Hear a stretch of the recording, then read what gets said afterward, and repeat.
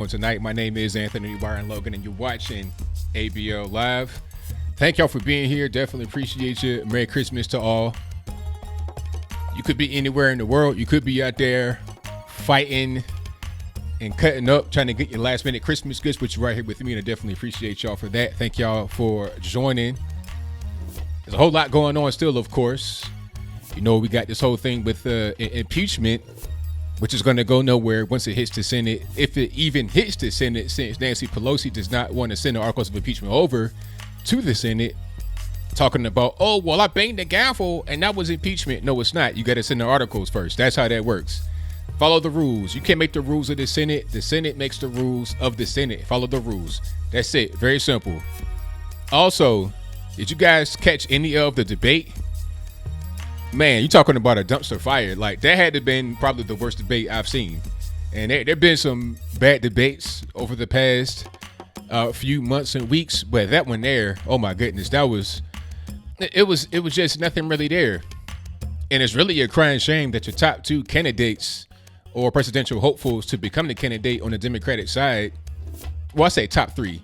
Your top three are Pocahontas, Creepy Sleepy Joe, and Old Man Bernie at 78, who just had a heart attack.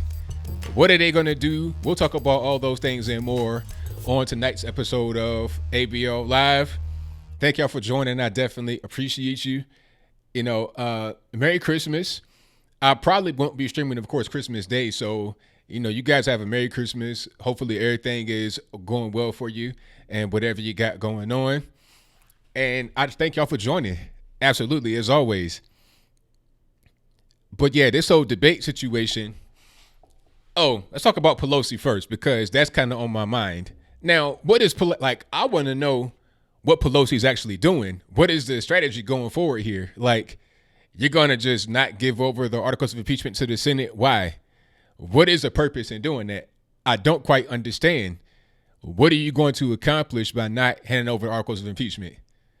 Like, what are you really doing? I don't really understand. She's trying to make sure the Senate will do things fairly and, you know, all this and that, but she has no leverage. Like what she's doing right now won't make the needle move at all. They can just not accept the articles of impeachment, or like, if they don't get the articles from Pelosi, according to an academic and according to, you know, people that understand law, that means he's not impeached. Even if it does mean he is impeached, the Senate can still proceed. If Pelosi says, when I bang the gavel, that means the president is impeached, then there's no need for Nancy Pelosi to hand over their articles. What is the point in having that step in there to hand over their articles if, when you bang the gavel, he is impeached? If what you say is correct, Nancy Pelosi, that when you bang the gavel, he is impeached, the Senate can continue on doing whatever they want to do. So your whole step of trying to hold the articles hostage is meaningless. They can just continue on. They can dismiss, acquit, convict, whatever they want to do. What should happen is that they have the trial and then acquit them. And when you have the trial, bring everybody out. Bring Hunter, bring Joe, if you could bring Barack Obama, that'd be fantastic. Bring Christopher Steele, Peter Strzok, Lisa Page, James Comey, Andy McCabe. Bring the whole squad. Bring everybody out, have them testify in front of the whole world. That's what I want to see. And they had to have seen this coming. I think this is why Nancy Pelosi didn't really want to do the impeachment, because she understands that once it goes to the trial phase in the Senate, they can call whoever they want. And how you just going to not show up for an actual trial? You understand what I'm saying? When you get subpoenaed, it's one thing to be subpoenaed as, you know, like on a voluntary basis. It's another thing to be subpoenaed like, okay, this is a case here. These are criminal charges. You need to show up. And if you don't, that's a problem. So I think she may want to avoid the whole situation. Maybe what she wants to do is to convince the Senate to just not have the trial process. But if there's no trial process, then the only thing that you can do is dismiss the charges. So this whole impeachment thing, what's the point? Maybe she's trying to hold off on sending her articles until later on in the election cycle to bring it back up when it's time to go to the polls as a form of election interference. Maybe that's the case. I can't really tell. But whatever it is, we're going to see what happens very soon here. Bring them all in handcuffs. John Lovin says Nancy does not want Hunter, Sleepy Joe, Comey, Nadler, Schiff, Hillary, Kerry, etc. on the stand. Exactly. Get Joe Biden on the stand. Get Hunter Biden on the stand. Talk about this China money, this Ukraine money, this shell company in Latvia that the Ukraine money was going through to get to Hunter Biden. Let all the snakes out the closet. Let all the skeletons out the closet. Let everything hang out and show us what's really going on in America rather than a facade that the Democrats put up. Show it for real. That's what I want to see. 1,000%. Oh, yeah, Schiff. I would love to see Schiff testify. I would love to see it. 1,000%. Yeah, and Pelosi, when she talks, is she drinking? Is she just getting older? One thing I think that needs to be addressed is term limits or maybe some kind of mental test. It's like, how do I put it? When you have elderly people on the road driving and they're too old to be on the road driving, they're not really, the reflexes aren't really there. They're driving way too slow. They can't really see. At a certain point, maybe there should be an elderly driver's test just to make sure that everything's on the up and up. Just like the old man said at the Joe Biden rally with like 5 people there, he was saying, look, I'm not a fan of yours, and a big reason is because you're too old.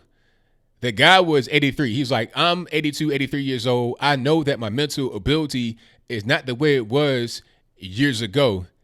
And you're the same way. You're almost my age. So you're way too old, and that's correct. Joe Biden is known as a gaffe machine, but back in the day, he would make gaffes, but he would be articulate in doing so. He would just say things that were inappropriate. He wouldn't say things that didn't make any sense. There's a difference.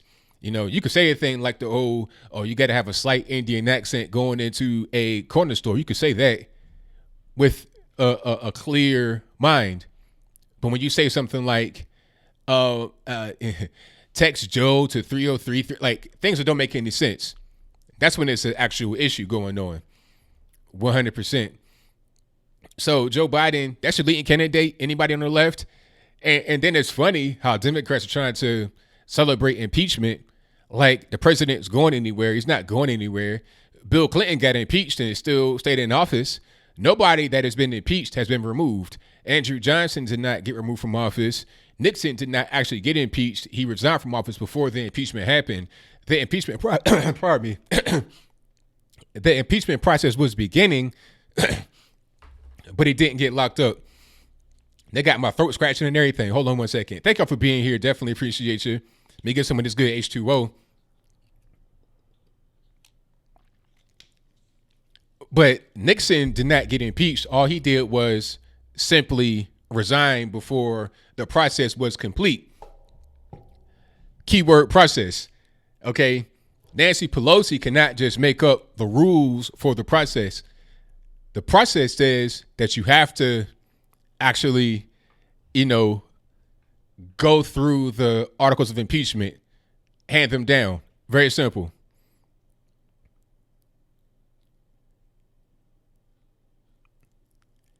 Let me see what else we got. All right, but thank y'all for joining. I definitely appreciate you. And speaking about Joe, is that going to be the leader for the Democratic Party in 2020? Are you confident with Joe Biden leading the way?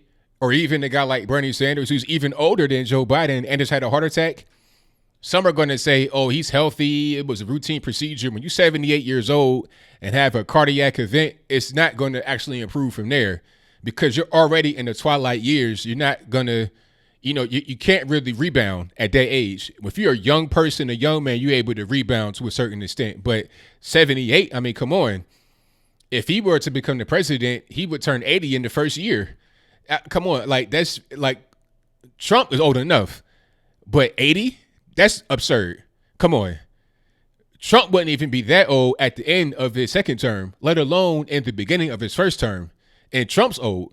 So how you going to be 80 trying to be the president in your first year? Come on, get some younger people. They got Tulsi Gabbard. They got Andrew Yang, but they want to kind of push them to the back. They don't want them to be out in front because the establishment relies upon, the donation money and all the big wigs in the swamp to coalesce around a particular individual. And they are all owed as the leading front runners. One thing I was talking about earlier, maybe there should be some kind of term limits here, because some of these guys, like I said about the elderly driving test, some of these guys and girls mentally aren't sharp as it used to be, and quite frankly shouldn't be in government deciding things that are going to impact my life and yours.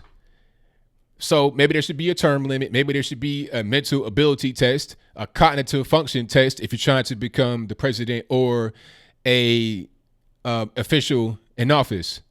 Now, I understand that if you want to be the president, there's only 3 requirements. You must be a natural born U.S. citizen, Barack Obama. Anyway, natural born U.S. citizen. You must be at least 35 years old, and you must have lived in the U.S. for 14 years. 3 qualifications, that's it. But maybe there should be more when you are at least thinking about who you're going to vote for. Just from a personal level. I'm not saying just a constitution or change anything as far as the actual requirements, but when you're thinking about who you're going to vote for, maybe it shouldn't be a person that's going to be 80 years old that just had a heart attack. Just maybe. I don't know. Boomer wellness check. Exactly. Pretty much. That's what should happen. And I'm not even really trying to be funny. I'm just being dead serious, because some of these people in government, I mean, like my man Hank Johnson. Hank Johnson had the nerve to be on the floor talking about, Trump, all this and that. Hank Johnson is the guy that said Guam could tip over. Like, this man thought an island could tip over. And this was not recently. This was like 10 years ago. So this ain't like, I'm getting.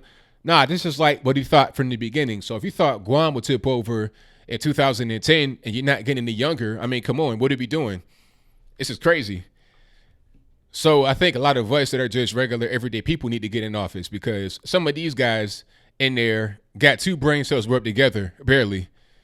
No, I know I got more than 2 brain cells. I'd be able to go in there and do a little bit different if I were to run. But thank y'all for being here. Definitely appreciate you. It's a whole lot of comments. I'm going to try to read everything. The debate. The debate, man, I mean, there's nothing new that is being said. At a certain point, I think there should be less debates. And then they have all these town halls, and it's just too much. Nobody wants to see these people every 2 or 3 weeks. They just don't want to see it. Wake me up when the primary happens. Wake me up when you have the leading candidates battle it out in the battleground states, when they go to Iowa and the voting is happening. Wake me up when you have, the Hillary Clinton situation where she had like 3 or 4 coin tosses go in her favor in a row in one place. What are the odds of that happening? I don't know, but I'll move on. Wake me up when it really gets cracking. Right now, this is just a dog and pony show, song and dance. It's nothing. Wake me up when the real action begins. That's all I want to see. I don't really care about this right here. This is just unnecessary. You can go ahead and send Tom Steyer home, Amy Klobuchar home, Pete Buttigieg home, and really probably Pocahontas. Well, I'm not sure who's going to be the number 2 person. Like last time in 2016, it was only 2 people. You had Martin O'Malley. For some reason, he was there. He had no chance. It was really a 2-person race in the Democratic side. That was Hillary Clinton and Bernie Sanders. That was it, and that is all. So now maybe there should be a 2 or 3-person race. If it was a 2-person race, it'd be between Bernie again and Joe Biden. That's a worse selection than last time. And the president is the incumbent. Plus, he has strong numbers. So how are you really going to be able to beat that? I don't quite get it. But hey, that's what I want to see. Wake me up when that happens. Wake me up when they have a debate between Joe Biden and Donald Trump. Like I said before, it would be the equivalent of Mike Tyson having a tomato can in the ring with him, just beating them up, just beating them senseless. That'd be the equivalent of Trump and Joe Biden in the debate stage, on the debate stage. It'd be the equivalent of Mike Tyson in the ring with just a random nobody on the street. It wouldn't even be fair at all. But hey, I'm ready for it. That's all I really want to see. And shout out to everybody that has donated so far. I'm going to just read some of these chats, and then I'm going to get to my next topic. And thank y'all for being here. Definitely appreciate you. Please like the video, share the video, do all that good stuff. And if you're not subscribed, don't know what you're doing, go ahead and subscribe right now. That'll help me out a lot. Let me see. Shout out to Jonestown Autopsy, who says Nadler teaches urban pants sagging youth how to properly wear pants up to your chin. Hey, Nadler used to look just like Peter Griffin. No BS. I'm talking like, just search for Fat Nadler or something like that. But he's fat. He's not a slim guy now, but he has lost a lot of weight. You know, back in the day, he looked just like Peter Griffin. I'm talking about identical. The pants, the same height up to his collarbone, and the same color shirt, the whole thing. Peter Griffin all day long. And thank you for your donation, man. Definitely appreciate you. Shout out to Mandatory Carry, who says, sorry, budget shortfall. Thank you for that. It's all good, man. Thank you for your donation. Merry Christmas. Shout out to Matthew Richardson, who says, ABL, you're wrong. I filled out a 1040 EZ, but didn't send to IRS. My taxes still got filed. Exactly. Like, I can file my taxes, leave it on my desk. I can't be like, oh, well, hey, I didn't know you recalled me when they call, because I've gotten letters from the IRS. I done talked to them on the phone and everything. I can't be like, oh, it's on my desk, I didn't file it. No, you have to send it to them to file it.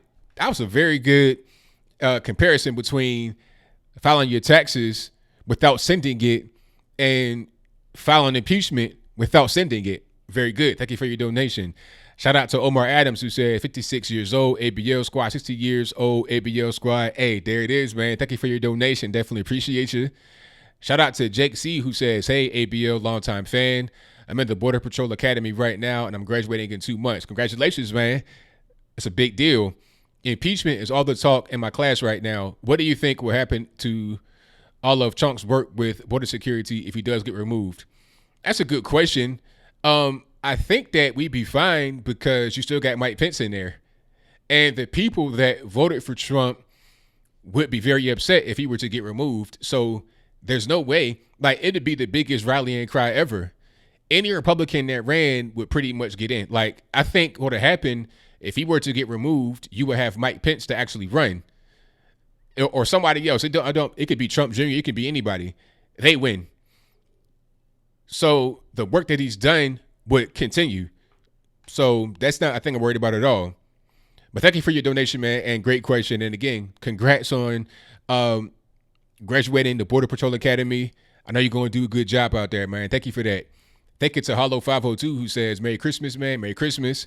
I hope you keep up the hard fight when he heads into 2020. I hope the Democrats are ready for Brexit in 2020 since it's happening. Hey, they're ready, but they're not ready. They're trying to prepare for it, but they're not really ready. You know, they're trying to get the illegal aliens in here to replace the black vote that they're going to lose. They see it slipping away. They see the polls. Some are going to say, oh, the polls don't mean anything, but the Democrats, they make decisions based on polls, okay?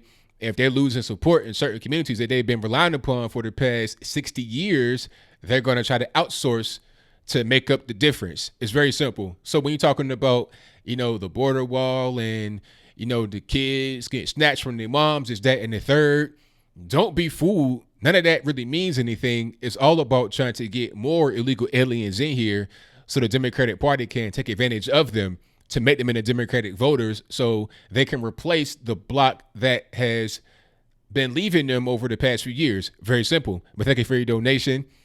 And shout out to Neurogasm, who says, oh, no, that's an old one. Thank you for your donation on the previous show. That's pretty much everybody I got right now for today's Super Chat. We'll continue. Oh, shout out to Molly Smile for your donation. Definitely appreciate you.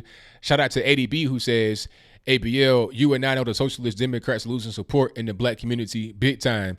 If they lose just 20%, they are toast. Brexit, 100%. I mean, really, the for real, if they lose 10%, 20%, if they go down from 95, if they go below 90 into like 85, 80, if they go to 80, it's a wrap. So you're right about that. 20% would be a wrap. And people don't quite understand that. Some people are looking for like dramatic results. They want the vote to go from 95% to 50% overnight. That's not going to happen.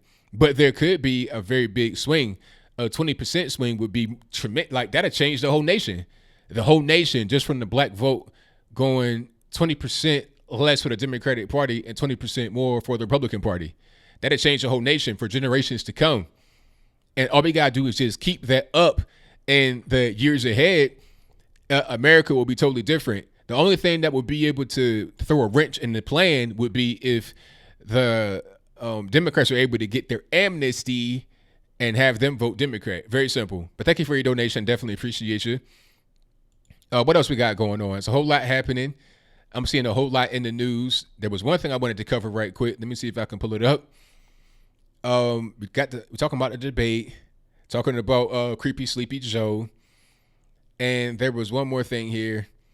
Oh, yeah. My man got sent to the penitentiary for burning an LGBTQ flag. Now, this whole thing is crazy. I mean, one thing I want to mention, he did get 15, almost 16. He got over 15, almost 16 years in the joint for burning the LGBT flag, but it was a little bit more than that.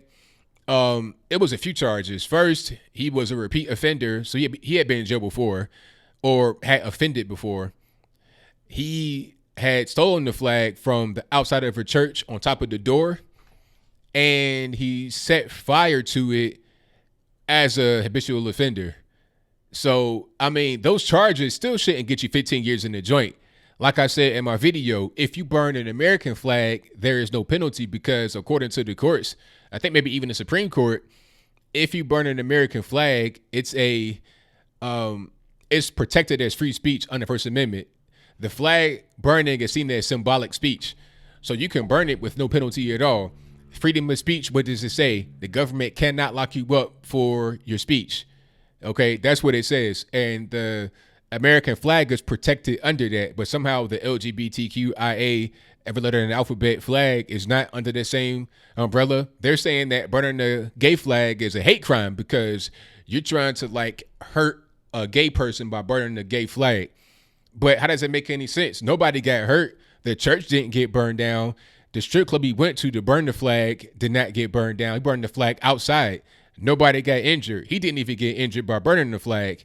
And I've seen some guys get burnt up by burning the flag on their own, but it's a different story.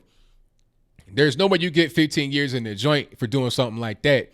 Even with the repeat offender enhancement on the crime, it shouldn't be any jail time. Without the repeat offender enhancement, I think it's like 5 years, which is too long. If you get 0 years for burning the American flag, why would you get 5 years or anything more for burning the gay flag? You should be able. Oh, and then also for the theft. There was a case where the American flag was stolen and burned, and the person only got like a petty larceny charge. It was misdemeanor. Like petty larceny, stuff like that. You don't go to jail for that. Like you might pay a fine at most community service, but it's not, you don't go to prison for petty theft. Prison is like when you stole like a car or something like that. You don't go to jail for stealing the flag.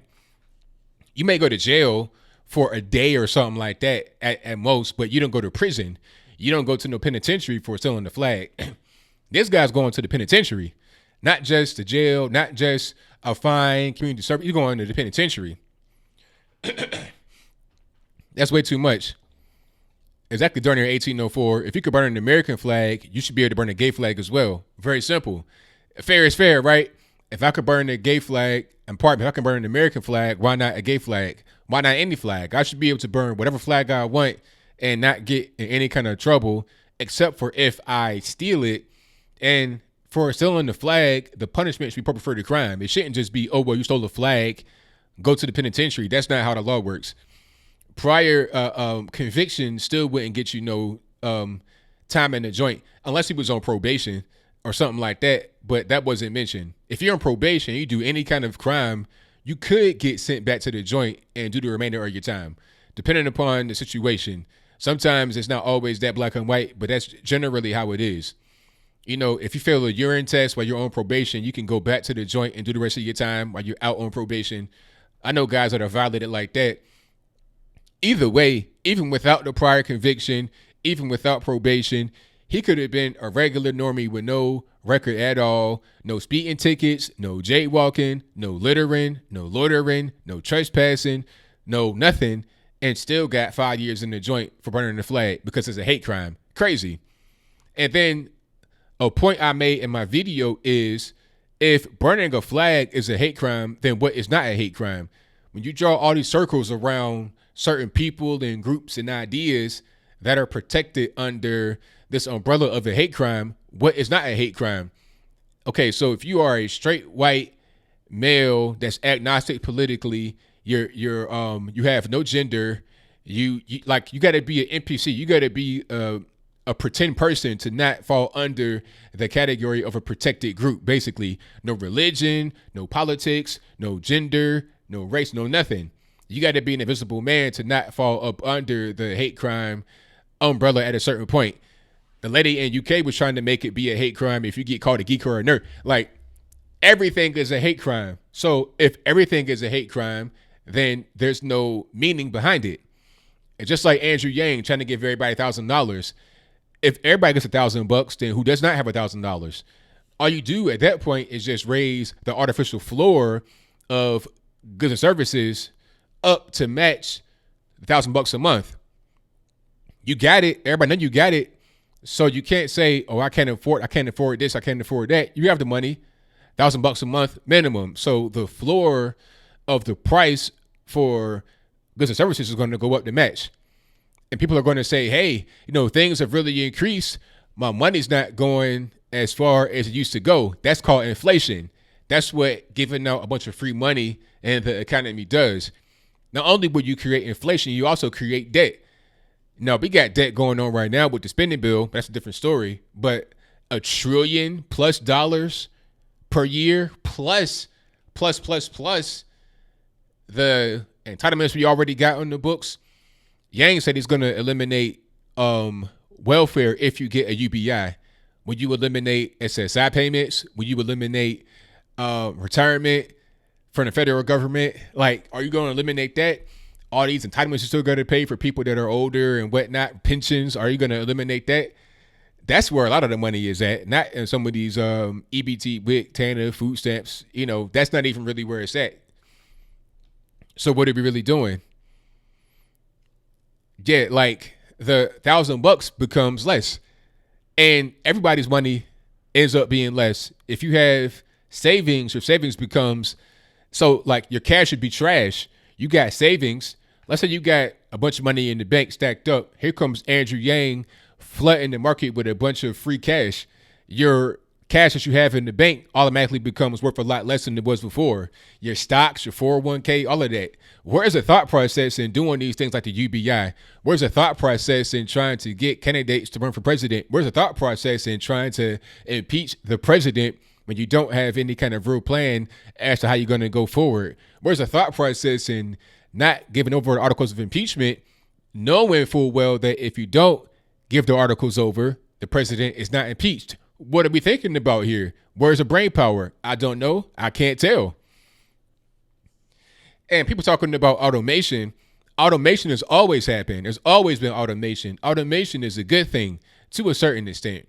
I mean, if we're talking about a dystopian future where there's no more human beings that work or come up with ideas or, any kind of innovation, that's a whole different story, but we're not there.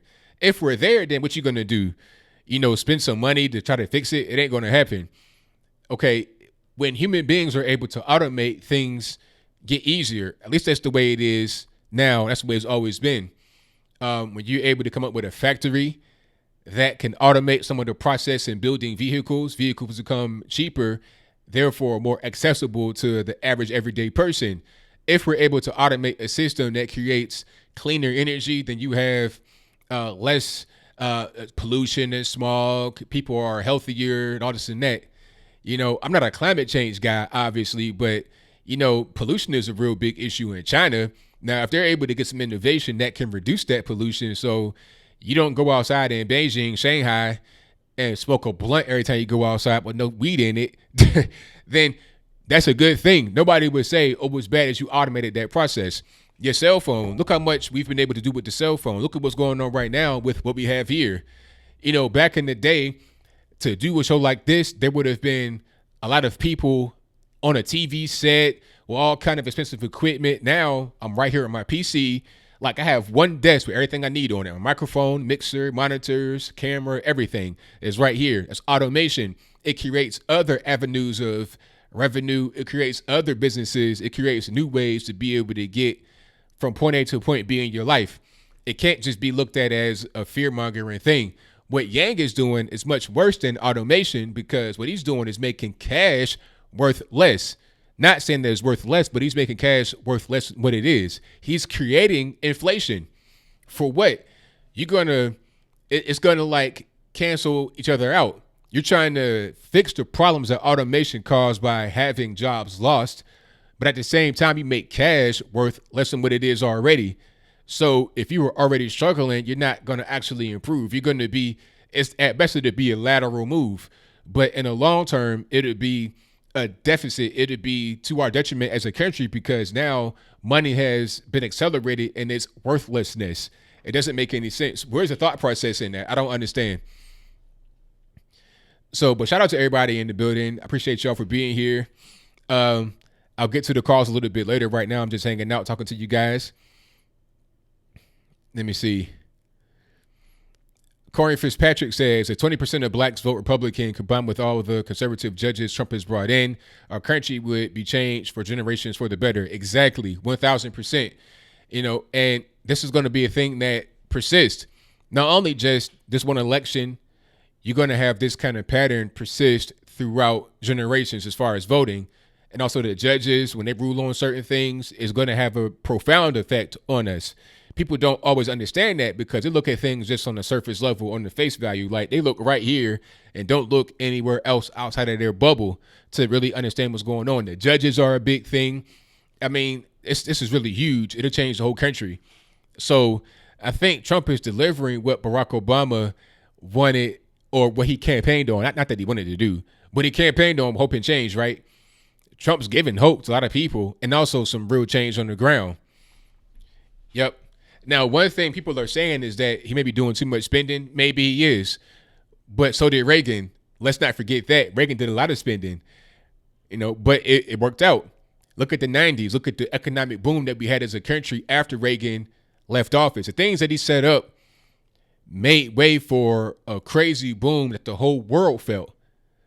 It'd be the same thing going on here in America if we're able just to not have the government on our back, less regulations, less red tape, a more free and open society. And if we get an immigration policy that focuses on merit, bringing in the best of the best people, we're able to bring in people that can help us move forward. People that may want to go to other nations that are doing well, your UK, France, Germany, maybe even Japan, China, etc., Australia. No, come here. Give us your skills. Come here to the States, Elon Musk. Don't stay in South Africa or go to Australia. Come to America and give us a Cybertruck. Give us the Tesla Model S for like 20 grand. I can get 1,000 miles to the charge, and it costs me a lot less, and it's clean and all this and that.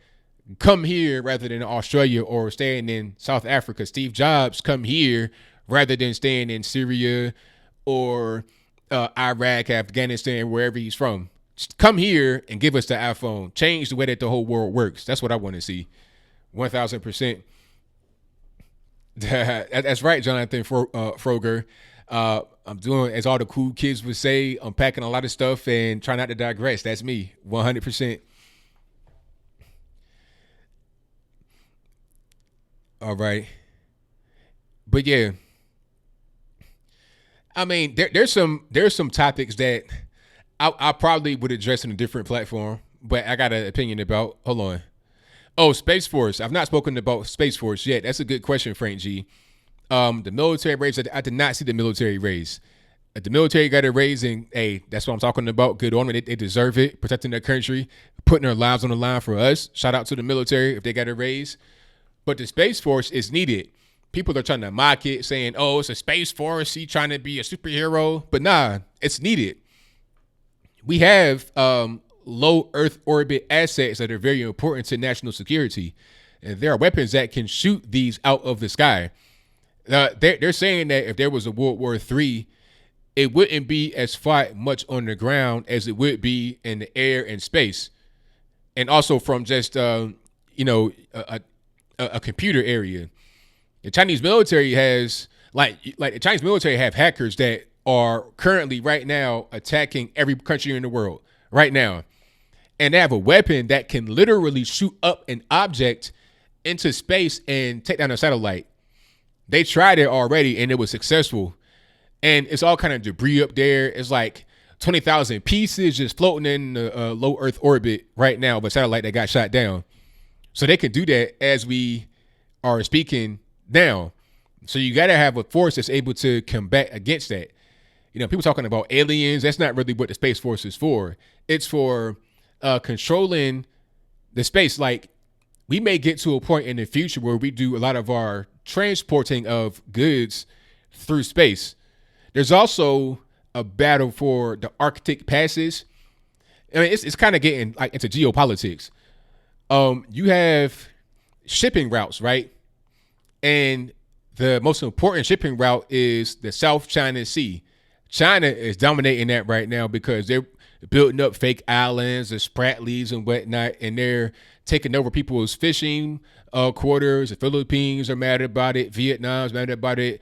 Everybody, Indonesia, Malaysia, they're mad about it because China is dominating their water through that passageway that boats are able to get through. There's also a fight for the Arctic Pass, for the North Pole, okay? There are certain times of the year where you're able to navigate straight over it without having to cut through a bunch of ice or around it or whatever. That's very important for shipping, to get things from A to B faster, and also to avoid South China Sea. There's a race right now between some of the Nordic countries, Russia, and the United States, and some other smaller ones. China may be involved in that as well. There's also a battle for dominance over space. Whose satellite's going to have what? Are we going to shoot a satellite down? That's important. So it's much deeper than just, you know, like Independence Day. I'm going to put on a battle astronaut costume and go out there and punch aliens in the face like Will Smith and Vivica Fox. It ain't like that. It's, more grounded in reality. The Space Force is, it's the same thing as the Air Force, really. The Air Force did not exist before the 1940s. I think before that, it was just the Army, if I'm not mistaken. If I'm wrong, let me know in the comments below. But it was created because there was, a lot more planes in the sky, and you needed to have some kind of force in the sky flying. Hence, the Air Force is born. That's why you got to be a rocket scientist almost to join the Air Force. Not quite, but you understand what I'm saying. You got to know math and stuff like that because it's technical. Same thing with the Space Force. Okay, so Russia has the Arctic and it's too late. Hey, what are you going to do? They're right there. They are already right there. So what you going to do? Like, they already have Siberia and all that. I mean, they're right in that particular place. And the Nordic countries have no chance to be able to defeat Russia when it comes to dealing with the Arctic. So it is what it is. Oh, Belt and Road. Don't get me started on that. Thank you, first name, last name, who says Belt and Road initiative is scary. Belt and Road is already happening. Belt and Road, if anybody doesn't know, that's also called One Belt, One Road. That is what China is doing to recreate the old Silk Road. What they want to do is create a bunch of shipping lanes and trade routes on land, water, air even, and agreements with certain countries that are along the route. The purpose is to extract the most from these countries and give the least amount back. That's happening right now in Africa. That's happening right now, I think, like Sri Lanka, maybe even India, some of the stands in the Middle East. That's happening right now. And the whole point is to get like a lot of nations dealing with them mostly when it comes to anything they need. Food, natural resources. China's taking over. And the Space Force, Air Force, all of that, Navy, Army, they're still very much needed in the world. We're talking about geopolitics. They're trying to build a high-speed train from Beijing to San Francisco. I think I read that right. And China, they do everything else. They might be able to do it. Underwater, of course. It wouldn't be like over land. That'd be kind of silly. But even underwater, it'd be ridiculous. But they got money. They're doing currency manipulation. They're trying to actually get her done. G. Cardrella says, right, once airplanes became a thing, we had Air Force. Now space is a serious thing. So we need a Space Force. Exactly.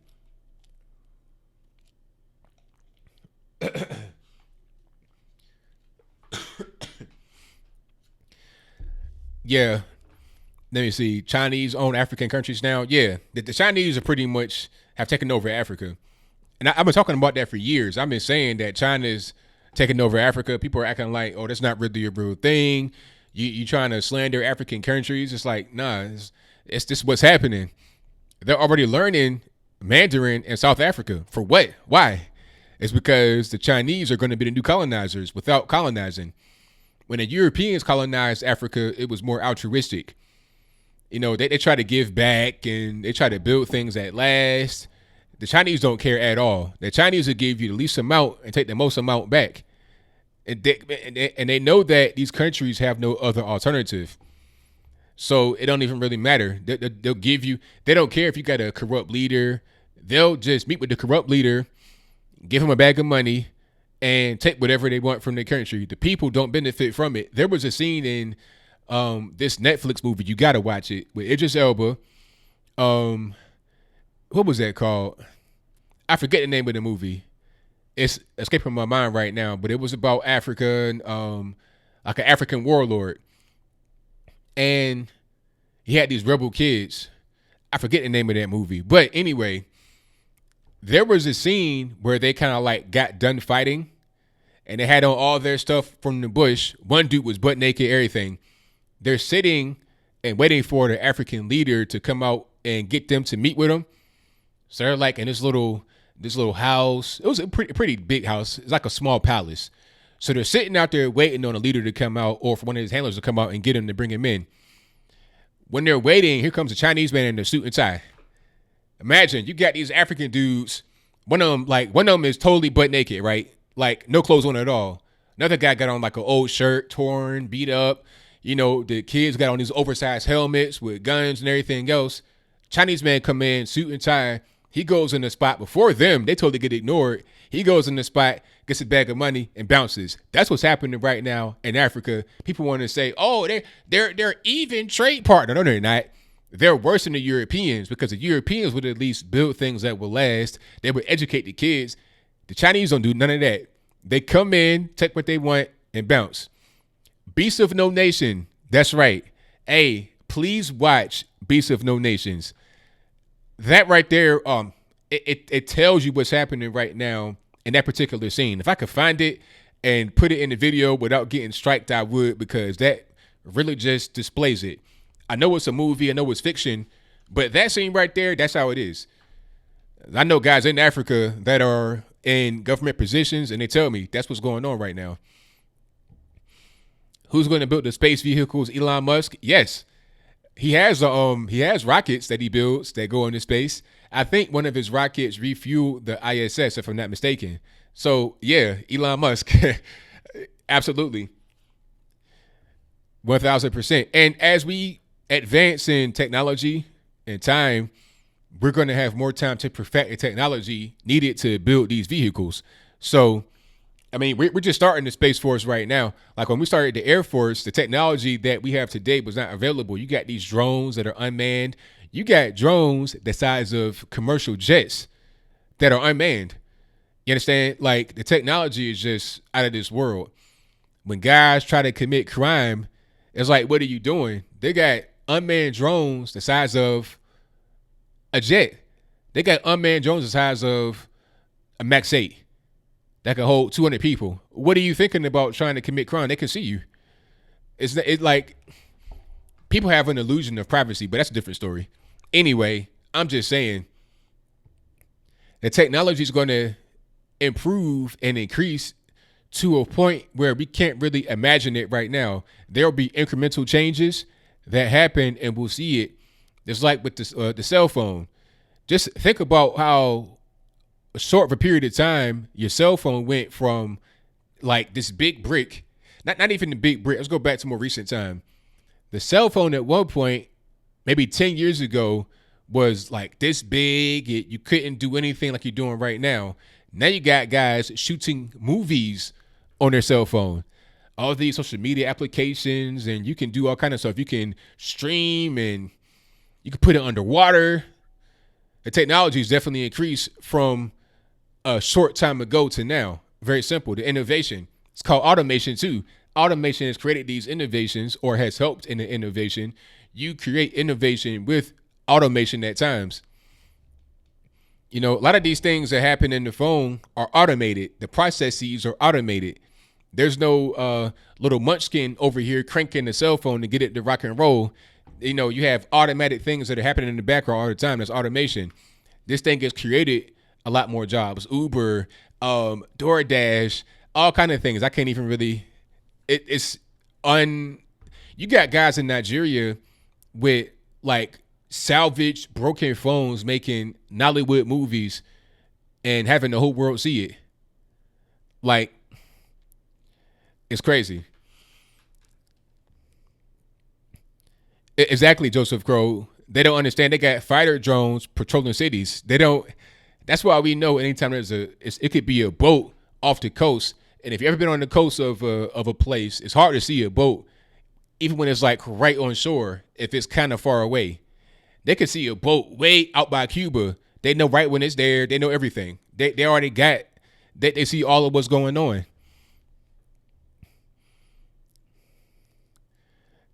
Yeah, and Baltimore, don't they have that shot spotter in Baltimore? What else are they doing?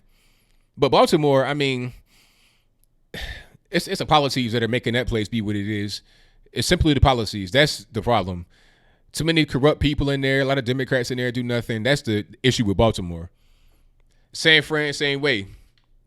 When you can just shoot heroin in front of the mayor in the middle of the daytime and nothing happens, how are you going to have a safe city? How are you going to have a pleasant city to be in? Why would somebody not just doo-doo on the ground when you can shoot heroin in front of the mayor in the middle of the daytime on TV? Why not cop a squat and handling business on the ground?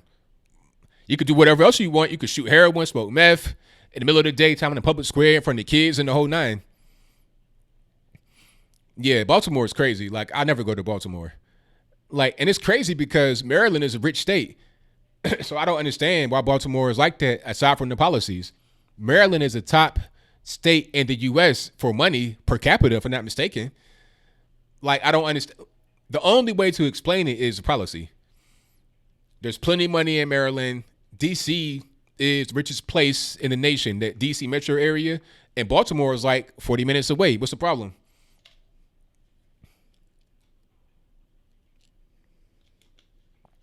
L.A., same way.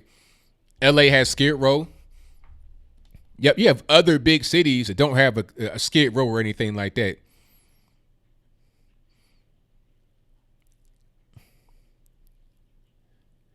Yeah, Creepy Joe says, I had to go to Baltimore for business a few months back. It's a third world country, no lie. And saying just like San Fran. Yeah, pretty much. Oh, yeah, Zealand's in attack drones that are small as a butterfly. Yeah, they got these little small the nanotechnology. You would never know it's there. These cameras that are like smaller than the pinhole. A camera, they're going to have cameras that are invisible to the naked eye. You couldn't even see the camera. A camera could just be interwoven into your clothing. You wouldn't even see it. It could be as small as, like, you see this shirt. It's like red, but it has like black specks in it. It could be smaller than one of the specs. It could be in the spec and you wouldn't even see it.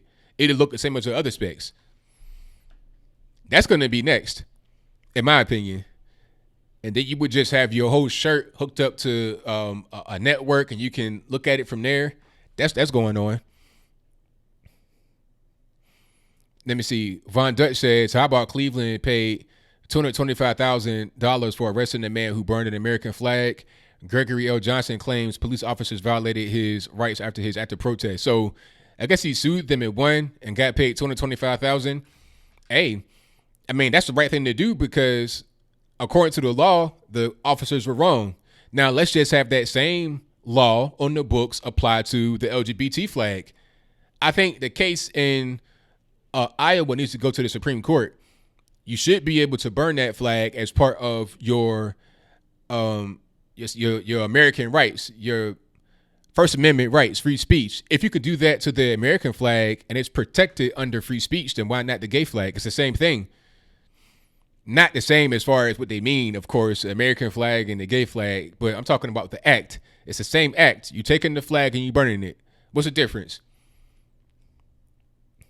You know, in my opinion, the American flag is more important than the gay flag, but my opinion is really irrelevant. It's just a matter of what the law says. My speech should be protected by burning a flag. If I didn't hurt anybody physically, if I didn't touch anybody, assault anybody, then what are we doing? It's a victimless crime. The only crime that's there would be the petty larceny. I pay my little $20 fine and do my community service, and that's it. But not 15 years in a joint. Come on.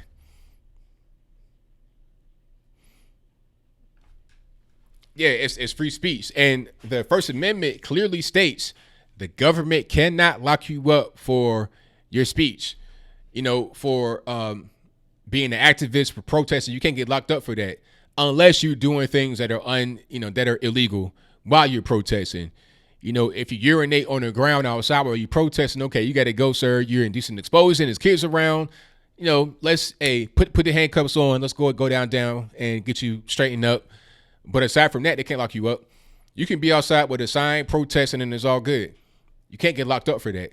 And it should be the same thing burning the flag if you can do the same thing for the American flag and not get locked up. Exactly, Brian.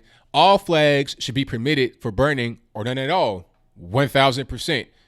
Just have it like that. And so there's no confusion. Oh, what flag can you burn? What flag can't you burn? All or none. Simple.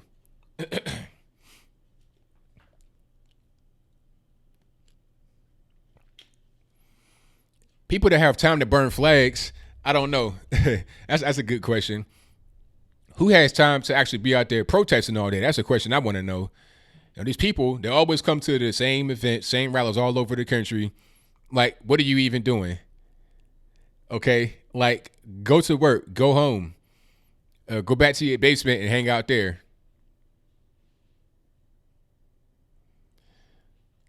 Let me see what else we got here. Oh, wow. Ryan says, retired vet here. We also got a raise. Fantastic. Glad to hear it. That's what I'm talking about. Hey, promises made, promises kept. Taking care of the military, American people, everybody. You could be civilian, current enlisted military, active, vet, whatever. Everybody's doing better. The money's up. The jobs are up. The country overall is doing better. So I'm with it. There's more there. We have more work to do, of course, but we're definitely on the right path. I think that we're definitely in a better place than we would be if you would have had Hillary Clinton come into office. That would have been a total mess. 1,000%. All right, let me see. All right. Okay, I'm just reading some of the comments here. And did I get it right? Super chat? Hold on, let me just check right quick. And then we just get to the next part. Thank you all for being here. Definitely appreciate you. Please like the video, share the video, do all that good stuff. And if you're not subscribed already, I don't know what you're doing. Go ahead and subscribe right now. That'll help me out a lot. Let me see. Shout out to Frank G, who says, just showing you some support, ABL. By the way, have you looked at direct donation sites like Streamlabs so YouTube won't take a cut of the donations? Well, thank you for a donation, man. Definitely appreciate you. I have PayPal and Patreon, but I don't have anything else at the moment. I got my merchandise store. You can buy things on there. You can also donate through there, if I'm not mistaken. That's Teespring. So I got Teespring, Patreon, and PayPal for now. But I may do Streamlabs just to have another place if it makes sense and it's convenient. Thank you for that, man. Definitely appreciate you. Shout out to Jonestown Autopsy, who says, Space Force is a secret military operation to send all liberals to Mars by 2027 to help with alien-made climate change. Hilarious. Hey, if they can send them all to Mars, put them on a ship today, I'm all with it, man. They got my $5 donation. Thank you for that, man. Definitely appreciate you. Shout out to Jonestown Autopsy again, who says Corn Pop named on new court documents as Hunter Jr.'s godfather. Hilarious. Shout out to first name, last name, who says, oh, Belton Road. Already read that one. Thank y'all for being here. Definitely appreciate you. And Merry Christmas. I won't be here streaming on Christmas Day, of course, but I'll most likely be doing shows Christmas Eve, like, pre-recorded. And I may do some kind of live stream before Saturday next week. I'm not really sure, though. But whatever the case may be, y'all follow me on social media. Follow me on my Twitter, Instagram, and Facebook. All of that is in the description box below. And if it's not for some reason, it's on my website, anthonyblogan.com. That is ANTHON, Y the letter B, LOGAN. And we're going to get to the calls in just a few minutes. Thank you all for being here yet again. Alrighty. So does anybody know what the next step is going to be when Nancy Pelosi says, I refuse to hand over the articles of impeachment? What's going to be next? Because the way I see it, if she does not hand over the articles, that means Trump is not impeached. And what else could it be? That's what the rules state. If you could still impeach the president and not hand over the articles, what's the point of handing over the articles? Why have that step in there if it's not needed? It doesn't make any sense. Just bang that gavel and say impeached, and then have the Senate do whatever they want to do. I mean, maybe I'm just wrong. I don't really know. Maybe the Speaker of the House has the authority to withhold the articles, which means there's no impeachment, or hand over the articles, which means there is an impeachment.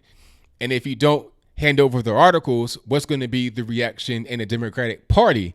Not just her constituents in California who may not even know what's going on, but also the squad and everybody else who wants impeachment. Rashida Tlaib, what are they going to say if she does not hand over the articles of impeachment? Are they going to get on Twitter and TV talking about hand over the articles, Nancy, do it right now, I'll knock your teeth out, this, that, and the third? What are they really going to say? I don't know, but I'm very curious. Yeah, it's a fake impeachment. Yeah, it was fake from the very beginning. They're talking about, oh, it's a phone call with Ukraine. They knew that it wasn't about Ukraine. They knew it was about the president winning the election in 2020, and they're trying to prevent it. This is called voter interference. It's also called quid pro quo from Nancy Pelosi. Oh, do what I want, and if you don't, I won't send the articles. If you do, I will send the articles. Do something for me, I'll do something for you. Quid pro quo. Also, obstruction of Congress. You're not letting the Senate do their job by refusing to do the next step in the impeachment process, which has already been started, which is required of you by the Constitution. Therefore, you're obstructing Congress. So you're trying to get Trump on obstructing Congress and everything else. Look at yourself. You know, don't look outward, look within, Miss Pelosi. How about that? Oh, the trial's going to be, if you saw the OJ trial back in the day, I watched the OJ trial. I was a little boy. I was like 10 when the OJ trial, oh my goodness, and the OJ trial changed so much. Do you know that a lot of stars were born? Okay. Remember that fight with Ben Shapiro and that transgender ma'am that grabbed his neck talking about, hey, watch it, buddy. Watch what you say, buddy. Remember that person that did that? That was Zoe Tur, a.k.a. Bob Tur. Bob Tur was flying the helicopter and got the aerial shot during the high-speed chase or the low-speed Ford Bronco chase. There was another guy in the air at the same time. I forget his name, but he was also a pilot capturing this chase who was also transgender now. So I don't know what happened. Did they spray some kind of thing in the air that day? I don't know. But Bob Tur is Katie Tur's dad. Katie Tur's on, NBC? And she was caught on video talking about how big the Trump rally is, which is wild. Also, you had, the Kardashians born, Rob Kardashian Sr., Kim Kardashian's dad. Like, it changed everything. This impeachment trial, oh my goodness, like, it's going to change the world. I don't understand why they would do this. Are they thinking further than just right here? I guess not. I am. But yeah, the OJ trial, like, it had long-lasting ramifications, long-lasting. People's lives changed forever. Not just the people that were involved with the low-speed chase, the officers, the helicopter pilots, the whole Kardashian clan was born, everything. Kanye West is who he is right now because of the OJ high-speed, low-speed chase in the trial. That's reality. OJ too. Oh, yeah, and Bruce Jenner. Yeah, another one. Bruce Jenner, affiliated with the Kardashian clan, became Caitlyn. How did you go from being on front of the Wheaties box to Caitlyn? Still got his voice hard. My name is Bruce Jenner. All this and that. It's like, come on, man. I need a more feminine, you know what I mean? Change your voice box, but whatever. What's going on? I don't know, but it changed the whole world. All right, let's get to the calls. You guys on the drill. The number to call is 434-658-1220. Do not be afraid to call. If you want to get in through Skype and be here on the bottom left-hand corner, there's an email for that in the description box. And the email is, I forget. I know it, but it's just too. Check it out in the description box. But let me go ahead and turn on my Skype, see if it want to work properly for me today, which it often does not. All right, here comes Skype doing whatever it wants to do. Again,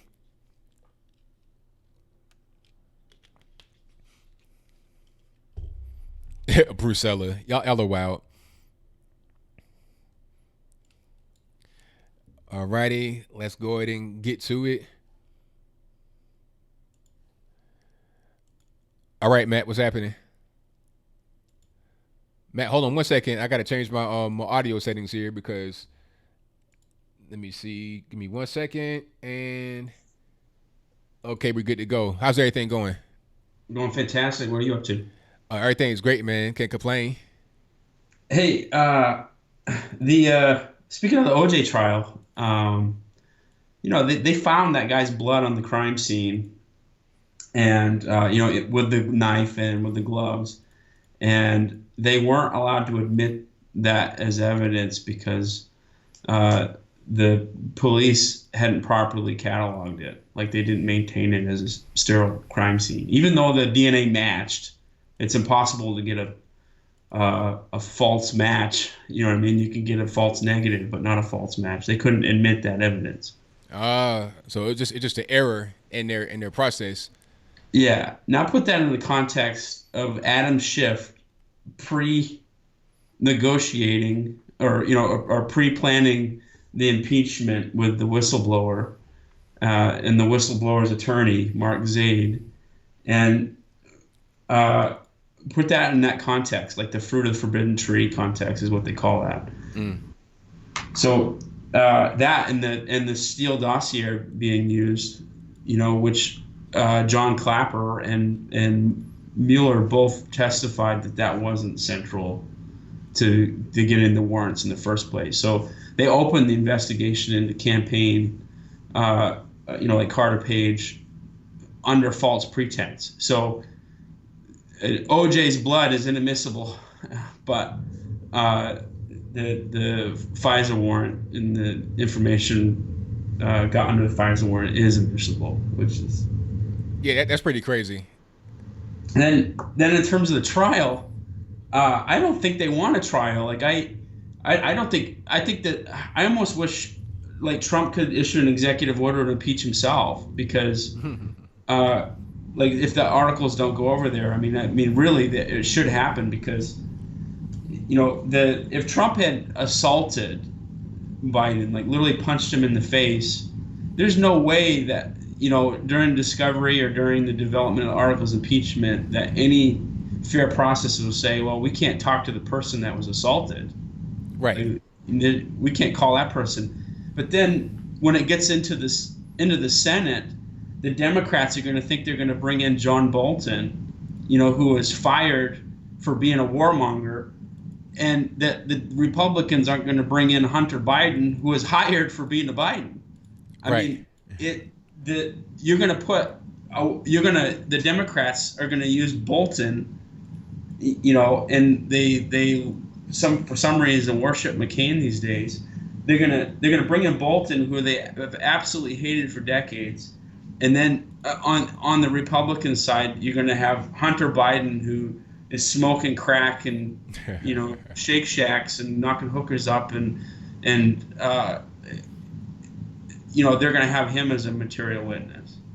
They don't want a trial in the Senate. I'm really surprised they went through with impeachment. So I mean, the question would be, if there's no Senate trial, then is there an impeachment? No, I mean, I don't think there is. And even some of the constitutional, they didn't actually have any witnesses, like firsthand witnesses when Nadler was, especially when Nadler was running the judiciary. But even like one of the constitutional experts that they brought in had made the point that impeachment doesn't happen, and he's not impeached until the articles are sent. Kind of like my point about the tax returns. Like you can fill out the 1040 EZ, but if you don't file it, you never filed your tax return. Right, exactly. 100%. I mean, you can't just have the paperwork on your desk, never send it anywhere, and be like, yeah, I did my part. It's like, no, there's a process here. You can't just do whatever you want to do. There is a process you must follow. You got to follow the process, and if you don't, then what can really be done? Nothing. Yeah, I can't imagine that the Democrats are going to want the Senate to actually hear this. And then on the second article of impeachment that they filed, it was decided back under Fast and Furious when Eric Holder and the Obama administration was held in contempt that that's not an unconstitutional offense. Like, in other words, the president can obstruct justice, which is strange. They can ignore congressional subpoenas.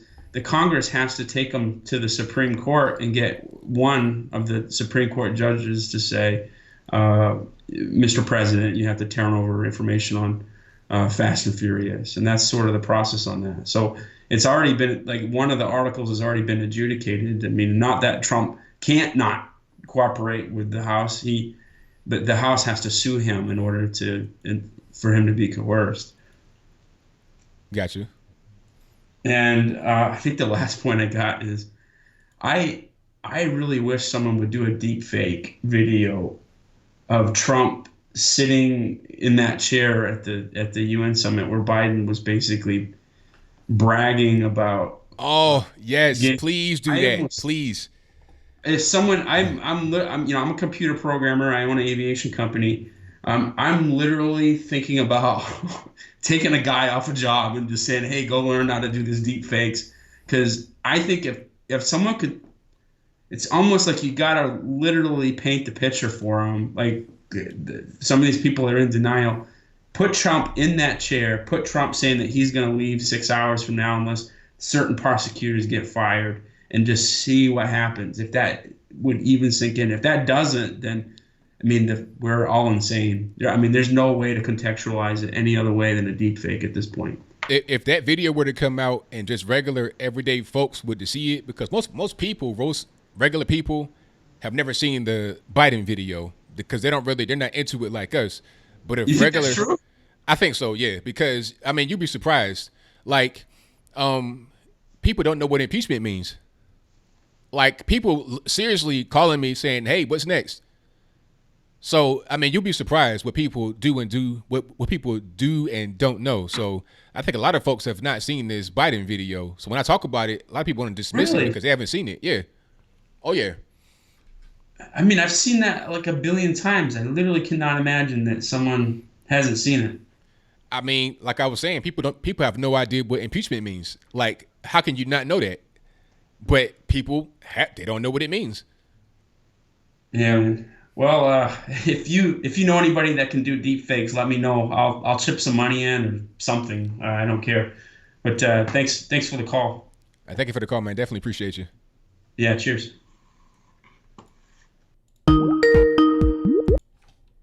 Shout out to my man Matt for the call. Most certainly appreciate him. Let me go ahead and just turn that ring off right quick. I know y'all like that ring, but I don't. So I'm gonna go ahead and just turn it off. And like I said before, I cannot change it and have it stay. I gotta manually change it every time I turn on Skype. Okay, let's go ahead and get that out the way. And let's go to 901. You're on the line. Who am I speaking to? My name's Nathan. All right, Nathan, what's happening?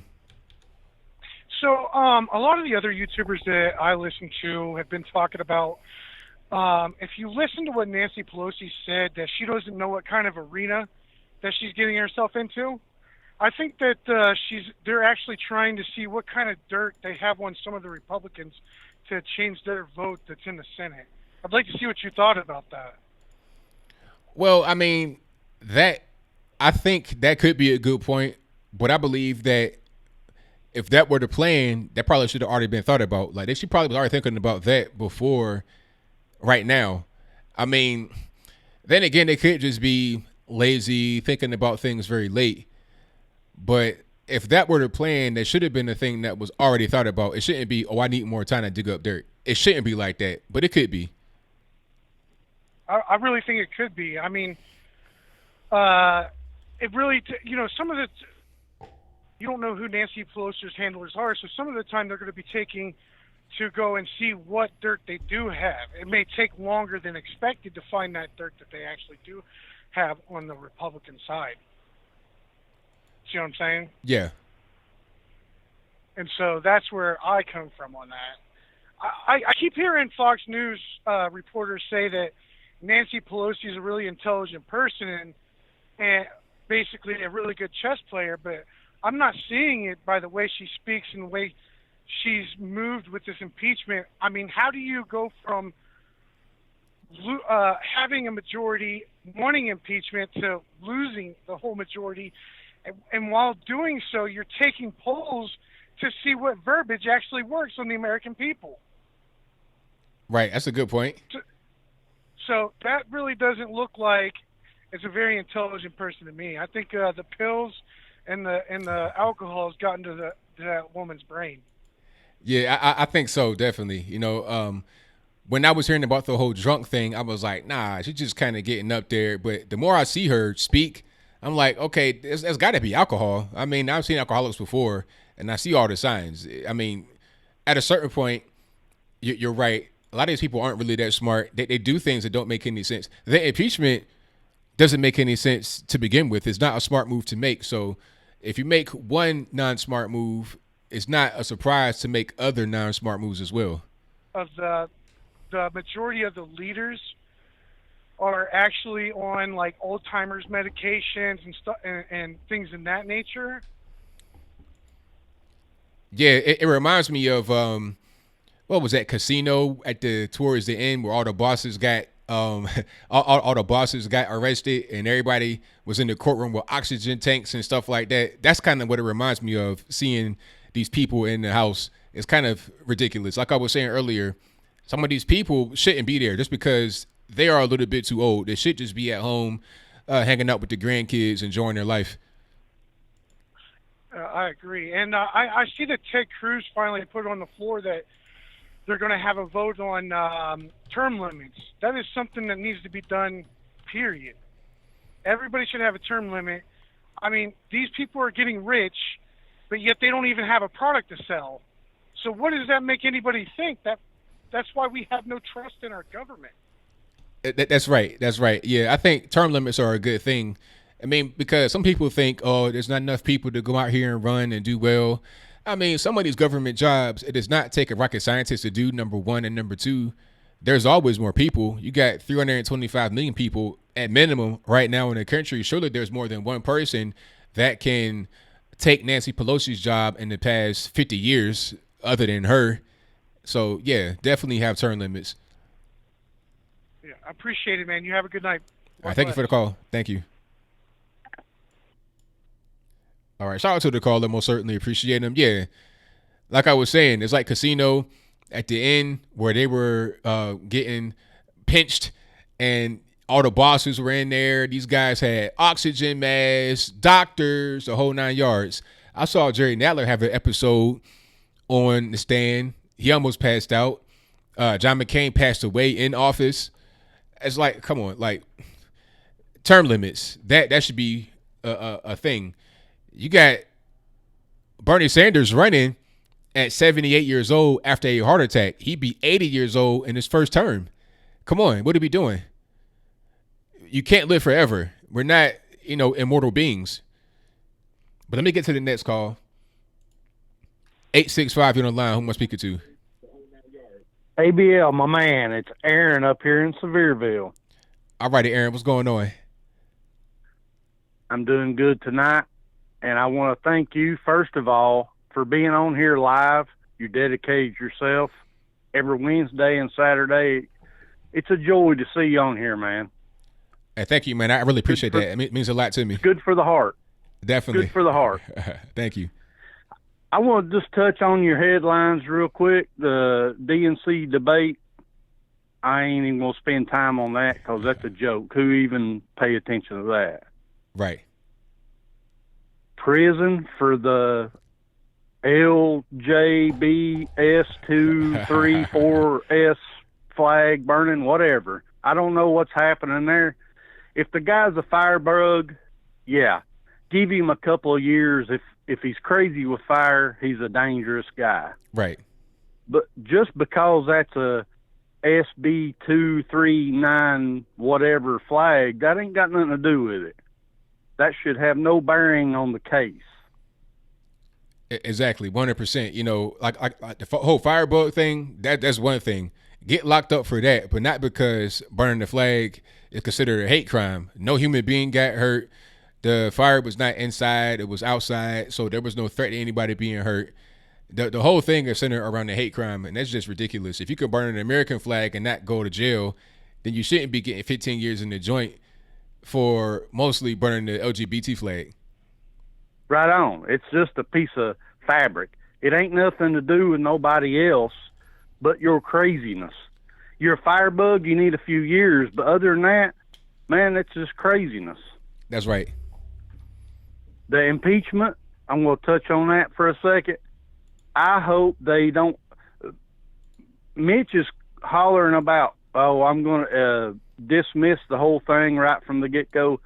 I pray to Jesus that he don't do that. I want them to drag this case out and call every witness they can think of to start rooting all these criminals out of the political scene. There's so many deep-rooted, swampy people that need to be just arrested, strung up, if I just want to be honest about it, because they've been running roughshod across this country for decades, ruining what we had, and now they just skating free. That's right. That's right. Absolutely. And it's crazy because people are trying to hide this. That's why I think Pelosi don't want to have a trial, because she knows what's going on. She knows that these people in the Democratic Party, if you get them on the stand and they got to be under oath and they can't lie, it's going to be a problem when they reveal some things that she does not want to be revealed, especially right now. It was the dumbest decision to make, because you're having this happen right now. This is just too much. Right. Start calling witnesses, some crimes is going to start coming to the surface. And when them crimes come to the surface, I want to see some ropes hanging from gallows is what I want to start seeing. That's right. I want to get too dark with that, but that's what I'm talking about there. And I heard y'all, and I've seen some chat, and you touched on the Space Force and all this. Mm-hmm. I want all the viewers and listeners to check into over the last year and a half, 2 years since our duly elected President Trump has announced the Space Force, all of the patents the Navy and Air Force has put out in the last year and a half, 2 years. Okay. There's reactors the size of shipping containers, fusion reactors, not fission reactors, fusion reactors the size of shipping containers. That means you can take oxygen and hydrogen, combine them, take the energy from that, and all the waste is water. And you're taking energy from that fission, creating energy from making water. They've got patents about electromagnetic, anti-gravity devices, containers, ships that can fly underwater. Check this stuff out, guys. Everybody that's watching and listening, dig into the Navy and Air Force patents over the last year and a half, 2 years. We're going to start seeing some crazy stuff coming out in the next couple of years. Oh, definitely. Count on it. Definitely. Thank you, ABL. Love what you're doing. Keep what you're doing. We all depend on you. All right, thank you for the call, man. Definitely appreciate you. Merry Christmas. Merry Christmas to you. Shout out to the caller. Always a great caller from Sevierville out here in East Tennessee. And let me get to my next call here. 646 on the line. Who am I speaking to? This is Valentine from the Bronx. All right, man. What's going on? Man, thanks for what you do, man. I appreciate it. I just have one question for you. It's regarding the impeachment and the numbers that that are coming out, like some Gallup polls, for example, they have the president's approval up to win the re-election, and they actually also have up that a lot of people are against, this impeachment hearing and whatnot. Recently some polls came out with the black vote at around 30% of approval for Trump, which some people don't believe it. And I actually want to ask you that. Do you believe that the black vote is actually turning around for the president of the United States? And let me tell you a little bit about me. For example, I'm from the Dominican Republic, right? And once you start talking to people, you get into them very gentlemanish, they start actually coming out and saying that they do support the president. Is it the same in the black community that you think for example, that you talk more, obviously because you're black, with a lot more black, do you think that number is there at 30% or is higher? Is it turning around finally for black supporters supporting actually the Republican Party for the 2020 elections? Well, the support for the Republican Party and the black community is most certainly turning around. Now, is it going to be 34% like the polls say? I don't think so. What I think is going to happen is like the same thing that happened last time. In 2016, the polls came out and they said that there was 16% support for the Republican Party from the black community. And then when it came down to vote, it was 8%, that say they were black that voted for the president. So if you go by them same numbers, you can get like 16% of the black community that vote for the president, which would be big because that'd be a 100% increase from 2016. So that's tremendous. Okay. And if we could keep this whole path going, just keep on going, not take up off the gas and just keep on pushing, it'll go further and further and further to the point where we get like 50-50 Democrat Republican, which would be fantastic. That's my eventual goal.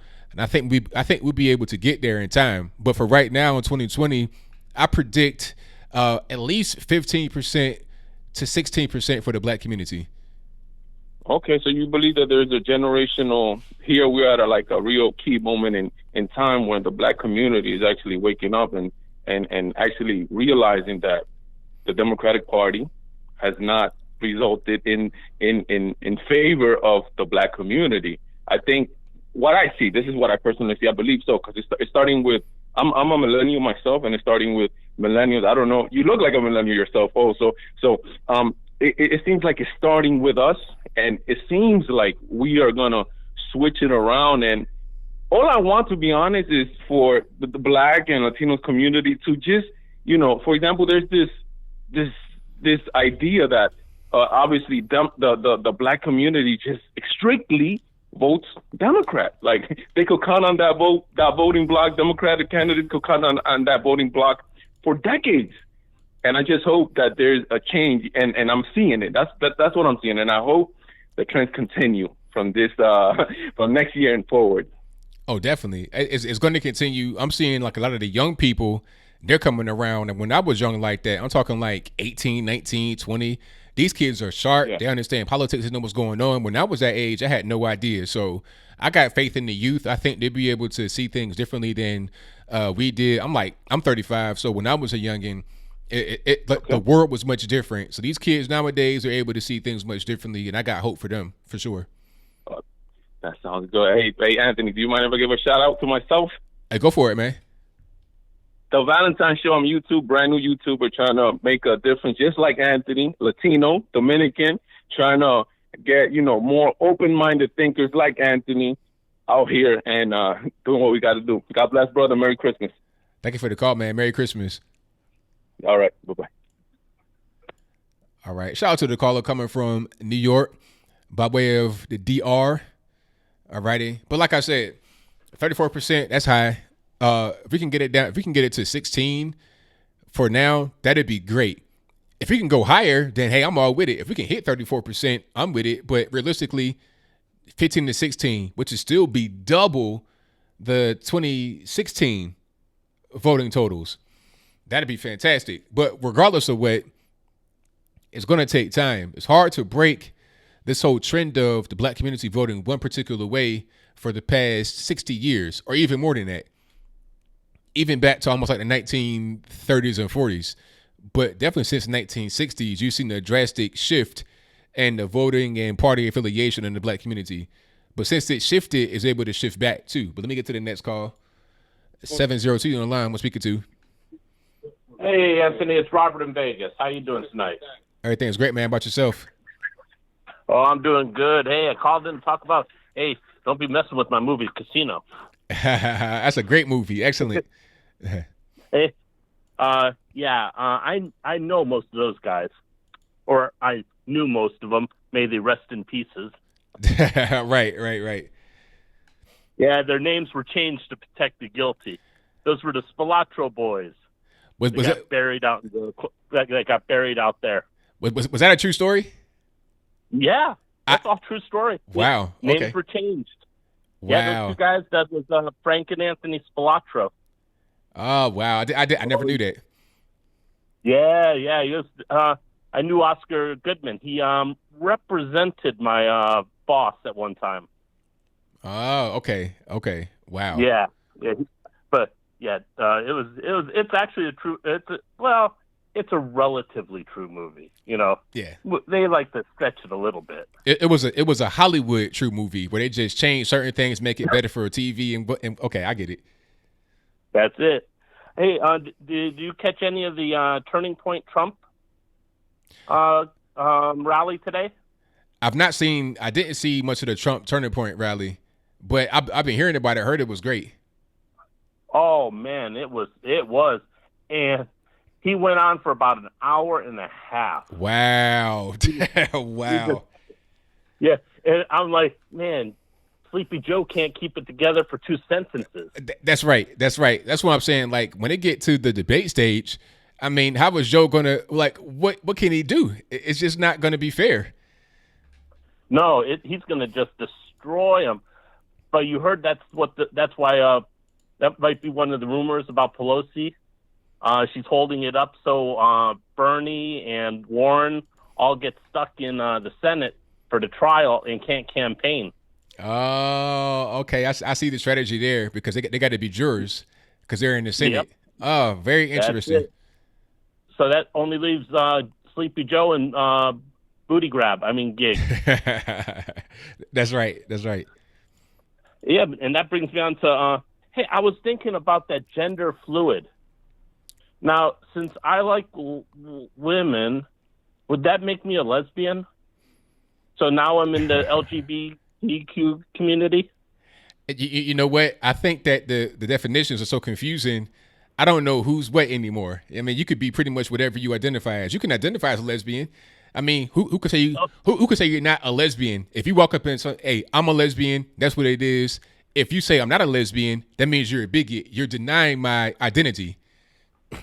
Yeah, but I think I got to go a little deeper. I think I'm a lesbian today. Girl, you look mighty good in that skirt. But that's all I got for tonight, Anthony. You have a great show. Love it. Thank you for the call, man. Definitely appreciate you. All right. Shout out to the caller. I had no idea Casino was based on a true story. No clue. But I've always enjoyed that movie. It's so many. I could talk about that all day. Just the references in it. I still haven't seen The Irishman yet. I have Netflix, but I've just not seen it yet.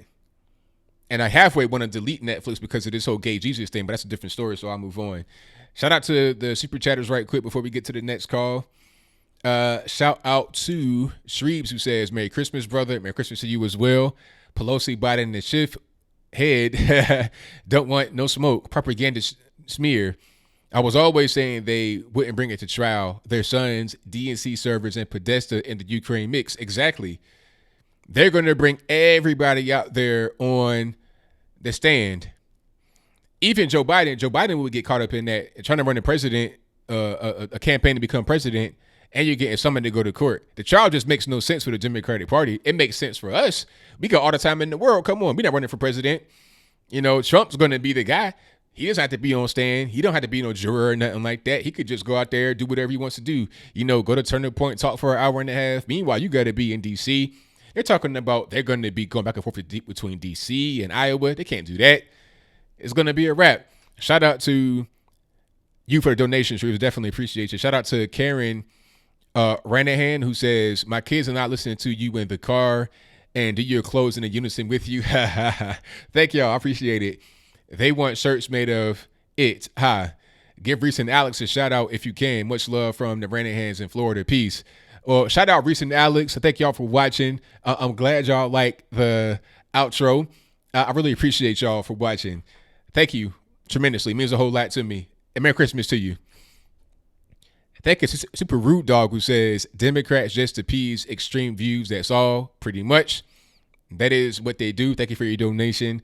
Shout out to First Name, Last Name, who says, Dream Debate, Naomi Seept. I know I butchered that name, and I'm sorry. Versus Greta Thunberg. I don't know who the first person is, but thank you for your donation. Shout out to Super Rude Dog, who says, I'm out. Got to go back to work. Merry Christmas, bro. Hey, thank you for your donation, man, and Merry Christmas to you. But let me get to the next call here. 773, you on the line. Who am I speaking to? Fuck you, Black Coon. Somebody's like 5 years old in their mom's basement. Just learn how to curse today, and they cursed. Come on, man. Let's get it together. Shout out to everybody in the building. We got how many in the house? We got 585 live in the building. Please like the video if you've not already. If you're not subscribed already, I don't know what you're doing. Go ahead and subscribe right now. Also, share the video if you're able to do that. That'll definitely help me out a whole lot here. Yeah, Netflix has been, I don't know, like every now and again I'll get Netflix because they have a thing on there I want, like the Dave Chappelle special, and then they do something crazy, then I have to cancel them. It's like back and forth, you know. But thank y'all for joining. I most certainly appreciate you. All righty, let's get to my next call here. And let's do 843 on the line. Who am I speaking to? ABL, this is Tyler. How we doing, buddy? Everything's great, man. Can't complain. Hey, you're a hard man to get a hold of these days. That's a good thing, though. Yeah, man. Long time. Hey, man. Hey, I done in the time since I've talked to you last, I figured out a good side hustle for you, bro. What's that? You're the only thing that can save Biden's campaign. You know what I mean? You take over like his handler. You know what I mean? Pull him back on some of those stories, bro, when it gets to talking about, you know, the hairy legs and stuff, you know, and roaches and stuff. Like, I mean, somebody's got to stop him. Yeah, for real. Like, there should be a guy on the side all the time and says, okay, like, just pat him on the back, be like, okay, let's just stop right here, pull it back. I give him a few pointers, talk in his ear, be like, okay, talk about the time you went to. Yeah. Don't talk about all these kind of crazy things and touching kids and whatnot, man. That's not a good look for you. Man. Right. Hey, like your boy Luther on Key and Peele. Right, the anger manager. That's how you need to play it, ABL for Biden. Get him straight. That's right. Hey, one thing I took from that debate, if you like the last guy said, if you could take anything, but what about Yang? What's the new thing? The candidate of color, and like is Asian now? That's the same as Black America. I mean, where are they going with this? You know what I'm saying? Like, yeah, I don't know, man. It just, and I'm white. You know what I mean? But it bothers me that it just seems like Black Americans' identity is just like being stolen by every. I mean, obviously LG, you know, they get a piece of y'all whenever they can. You know, somehow blacks get tied in with LGBT. I don't understand how that works.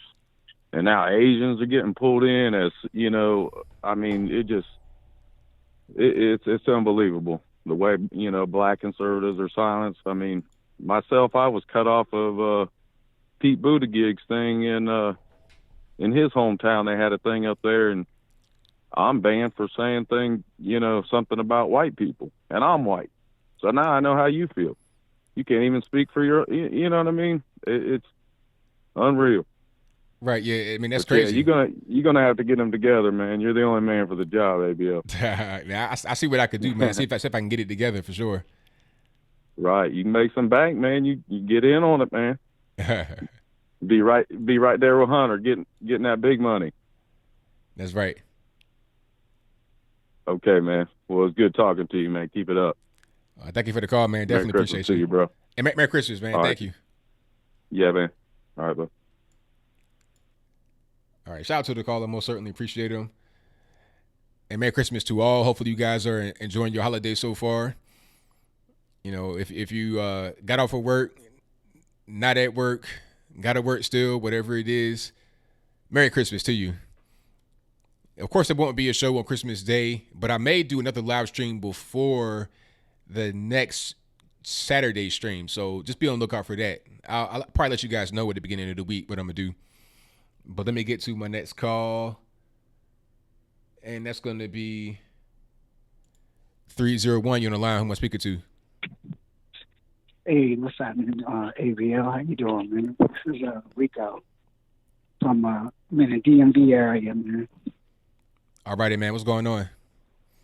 You know, what I'm calling you about, man, you know, show's been great as usual. This is something that I wanted you to break down. I think you did, and I may have missed it, but if you can one day, I don't even know if it's today, like right now, make the case of, well, in your opinion, the positive and the negative, the positive and negative of Andrew Yang. Now, I'm a Trump supporter, so I in no way want this guy to get any traction, but just being honest, what he's saying sort of makes somewhat of a good argument, but I think he should work with Trump because Trump's ideas are working. But I think what he's stoking with that fear of, okay, automated jobs, you know, are coming to, you know, really impede in the economy. And I think he has a point, but where do you think he falters? And then where do you think there's a little bit of a danger of him gaining traction? But then again, Democrats are so stupid that sooner or later they're going to try to, if his numbers go up, they're going to try to put something on him to take him out of there because they're already not paying attention to him for the most part. Okay, now Yang has no upside in my opinion. The only thing Yang, his whole thing is a UBI, but it's just more government spending. They're talking about it'll be over $1 trillion per year to fund it. I just don't understand how that makes any sense. And then he has nothing that is really conservative at all. I mean, when they ask everybody on stage, do you support free health care for illegal aliens? Everyone raised their hand, including Andrew Yang. You know, I've not seen them say that abortion is a bad thing. I've not seen them say anything that would really, you know, I don't, he's just kind of a younger phase, a fresher phase. He has a little bit of a different approach, but at the end of the day, he'll vote the same way as everybody else. He looks like he's not establishment, which he's not. And he won't be able to raise as much money as like a Joe Biden, obviously, because he's not as part of the establishment. But when you look at him and what he will vote for is the same as everybody else on the Democratic side. Same thing with Tulsi Gabbard. Tulsi Gabbard, she was another one when it said, hey, free health care for illegal aliens, raised their hand. So I don't really see a difference between Andrew Yang and Joe Biden policy-wise. The only thing that Andrew Yang has is UBI, which is just more government spending. I see. So how do you figure that the Democrats, if they see his numbers rise a bit, will take him out? Because I know you've already seen how some type of situation where Bloomberg ladies are jumping up. Okay, yeah, you know, he did this to me. Woman, you know, some type of womanizing type crap that all the stuff that comes up. You know, so somebody did something to me, I was offended or what have you. So in some ways, it seems like they're bringing this stuff out to take out Bloomberg. So what do you think will happen with Yang, unless they're going to see his numbers not going so far high that they're not even going to pay attention to him? Well, Yang may pose a problem because he may get enough support to the point where he could. Well, no, what I was gonna say is that he could overtake somebody that's like in third place, but it's too far gone. Like what they've already done is not give him a lot of airtime on stage. So he always gets the least amount of time on stage. Never talks a lot. So they've already pretty much lowered visibility with him. So that's pretty much already been done. They don't let him talk a lot on the debate stage. I'm surprised he's even still on the stage. As they continue to tighten up the qualifications to get on the stage, he won't be on the stage anymore. They already said next time it's going to be even tighter. This time you didn't have Cory Booker or Tulsi Gabbard or Bloomberg or Deval Patrick, none of them are on the debate stage because they did not meet the qualifications. It'll be the same thing with Andrew Yang on the next one. So they're pretty much just ice him out, not allow you to really see him on the stage on a national level. Okay, which and I don't understand why some of them haven't ran out of money already. Like Booker, why isn't that fool out? He should have been out. The other one that you named, Bloomberg's buying his way, so they pretty much should just use his money against him, which and they will. Yeah, I don't know why Booker's not out. I think it's pretty much any day now. I don't really see he has no path to victory. He was not in the most recent debate. He won't be in the next one. He's polling low. The numbers, it just doesn't make any sense. He should go ahead and drop out. It's just probably a matter of time. He might drop out at the top of the year after Christmas. I see. And the ones who are gaining traction, I don't even understand why they're gaining traction. I guess just because of stupidity. If anything, you would think Yang would at least be on top of, but that's in conservative world because we have sense. Yang would at least be on top of Warren. And yeah, something like Yang and Klobuchar, kind of, you would think. But the rest of them sound like maniacs. So I don't even know how Warren is up there. And the point, Biden, well, he's got money holding him up. He's got, he being the vice president, all that kind of crap. People are so stupid to listen to that. So I guess that's why he's following it. Yeah, it's kind of confusing. I don't know what Klobuchar brings to the table. I don't really get her. I don't understand, like, who supports Amy Klobuchar. Where is the Amy Klobuchar fan club at? I don't know where it is. So I don't know why she's still there. Pocahontas, she's just a popular person. A lot of people that support her financially. Bernie Sanders, same thing. Joe Biden, establishment, already been in the swamp for 30, 40, 50 years, his whole life. So I understand them. But Klobuchar, Tom Steyer has money, and Bloomberg has money. Anybody else, I don't understand. You notice how you don't hear any policy coming out of any of them? Besides maybe, I think, the Yang proposed that, like you were saying, but that's a money grab. You don't hear any policy coming out of their mouth. No policy. All hatred, jealousy, racism, all that crap. That's all they have. They don't have any policy. They can't really bring anything to the table that's better than what Trump is doing. So all they can do is just say, orange man bad, basically. That's it. All right, man. Keep up the good work. Nice to see you in there, man. Stay in there tough. Love seeing it. All right, thank you for the call, man. Definitely appreciate it. Merry Christmas. Okay, Merry Christmas, man. Okay. All right, shout out to the caller. Most certainly appreciate him. And thank you all for being here. Definitely appreciate you as well. 203 on the line. Who am I speaking to? Hi, this is Andy. I'm first name, last name on the chat. All right, man. Anthony? Everything is great, man. How about yourself? Good. Hey, I just wanted to kind of touch on a point that I feel like I don't hear enough from anybody really when this subject gets discussed, of all these different people who are running for the candidacy for the Democratic Party, and that is that every single one of them is coming to the table with lots and lots of really bad ideas. And by that I mean, not even 30,000 feet view, but outer space, Marxist stuff, socialist stuff, failed programs, ideas that are going to have tons of unintended consequences, ramifications we can't even imagine, fiddling with the economy, fiddling with wages, on and on. It's just going to be a disaster if through some freak circumstance Trump wasn't reelected. I think he will be. I think it'll be a landslide. But these people, aside from all the day-to-day dumb things they say, there really is so much more that's deeper to all these problems. And you get into, all those complicated issues with the economics of it all. And what do you think of that? It's a lot there. So, like, what are you asking me about specifically? It's a tough task to try to constantly remind people that it's not that, Yang isn't as good as Amy Klobuchar because of some small detail. They're both, sorely mistaken in all of their, platforms from a deep, deep place. stuff we've seen over and over. We've seen all these programs fail throughout the nation and the world.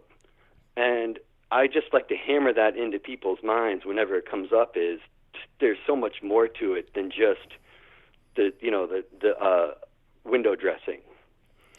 Yeah, of course. I mean, I think people that really understand what's going on here, we know that these things can't be done. They've been tried before. They failed before.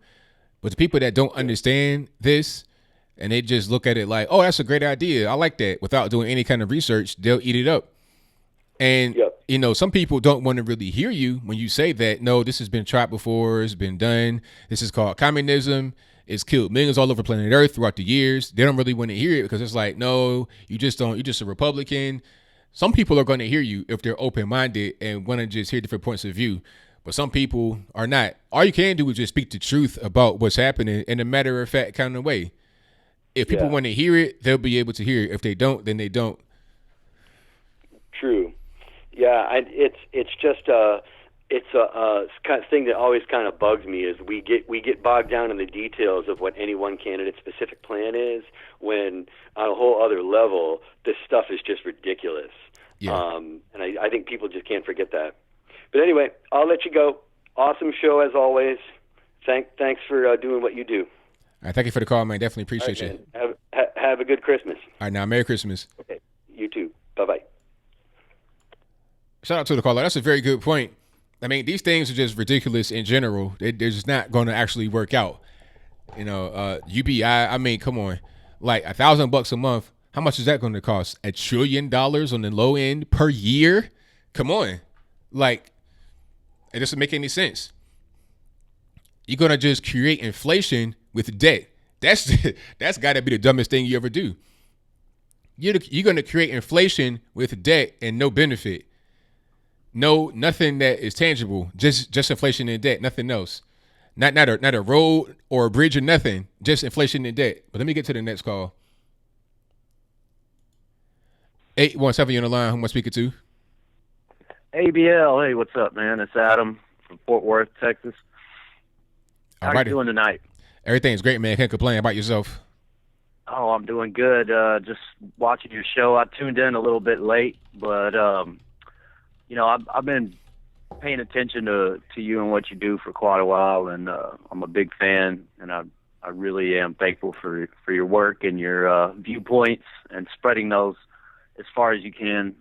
But today I wanted to find out a little bit more about you, man. And my question for you is, because I've never heard you speak on this, but would you ever run for office or any politically related position, Congress, Senate, anything like that? And if you did get into that, how far would you be willing to go? Like, say, from ground zero, to the White House, or, how do you feel about that? Man, that's a good question. I've been asked a question a lot, actually, and I think I haven't seen you speak on it yet. No, I want to know. It's all good. It's all good. I think that since I get asked it a lot, I think that, it makes sense for me to do it, because I feel like I'm not trying to say I'm like Trump. I'm the same as him. I'm just trying to say that it was a thing that was needed to happen for Trump to run. And sometimes it's not even about what you want to do specifically. It's about what you need to do. And if people are saying, hey, we need you to run, we need you to be the guy out there speaking for us, then I'll do it. If I'm called to be the guy, then I'll do it. So to answer your question, I definitely would. And I go all the way. Would get into politics and stuff. Huh? Yeah. Even Trump, if you look at his early days, he was, people would ask him all the time on TV, hey, would you ever be president or run for president? Oh, no, I don't think so. But if my country required me to do that, then I would have to step up and do that. And that's pretty much what he's done. So you're pretty much on that same level, is what you're saying. Right? I'm the same way. I'm the same exact way. Yeah. Well, that's good to know, man. I hope to see that day, because we need more people like you in there. I don't care what skin color you are, what your background is. We need more logical, common sense thinking, running things for us. But yeah, man, that's really just what I wanted to know, because I haven't seen you speak on that yet. I haven't seen all your content, of course, because there's so much of it. But I try to be up to date on everything I can. But yeah, man, that's great to hear, and I really hope that does come to pass eventually, because you'll get my vote and everybody else I can get. So I just wanted you to know that, man, and just wanted to hear your opinion on it, because yeah, it sounds like that's in your destiny, man. That's in the cards, and we really need that. So I hope that, you know, you can get into Congress or Senate or something and make some good changes for people. Oh, definitely. I mean, that definitely could happen. So I thank you for your kind words, and Merry Christmas to you. Yeah, Merry Christmas to you, man. Have a good night. Same to you. Yeah, so shout out to the caller. I think that, like I was saying, you know, I get asked a lot. I mean, like anytime I meet somebody, that's like a question they ask me. And it was funny when I was in the White House with Turning Point. One of the people that I was with was like, "Hey, are you like in government?" They thought I was just like there already because of how I was looking and just how I was moving around. So it might just be something that I'm fit to do. I never would have thought that I would be able to do that, but sometimes life takes you in a different direction than what you originally imagined, and you just got to kind of rock with it. Sometimes it is what it is. You know, I had no intentions of being a politician ever, but if it's laid at my feet and it's like, you need to do this, help us, I'm there. So shout out to the caller, most certainly appreciate him. And Merry Christmas to all you guys out here. I thank y'all for joining. Yeah, I mean, and I'm eating, living, sleeping, breathing politics. So, you know, and I'm going to pretty much be doing it forever. Even when I was a kid, I was kind of reading up on stuff. I just wasn't really involved. I would just kind of see stuff and just, I wasn't really involved in politics though until I got to be older. And now I'm deep in it. I'm deep in it every day. I read all the time. So, hey, that might just be my next, the next move. Exactly. Life surprises you sometimes. That's right. Let me see here. Super chats. I got super chats to read. Hold on one second. I think I got everybody. Oh, shout out to Psalm 91 who says, if there are more than two genders, then why are there only two options for gender reassignment surgery? Merry Christmas. Hey, thank you for your donation and Merry Christmas to you. But that's a very good question. If there's only two genders, why is there only two options for gender reassignment surgery? Male, female. Like, you can't twist up your little tidbits into a totally new gender. Ain't no gender that corresponds to your reproductive organs except for male or female. That's it. Pick one. You know, ovaries or no. That's all that there is to it. But people don't always see it that way, I suppose. Let me see.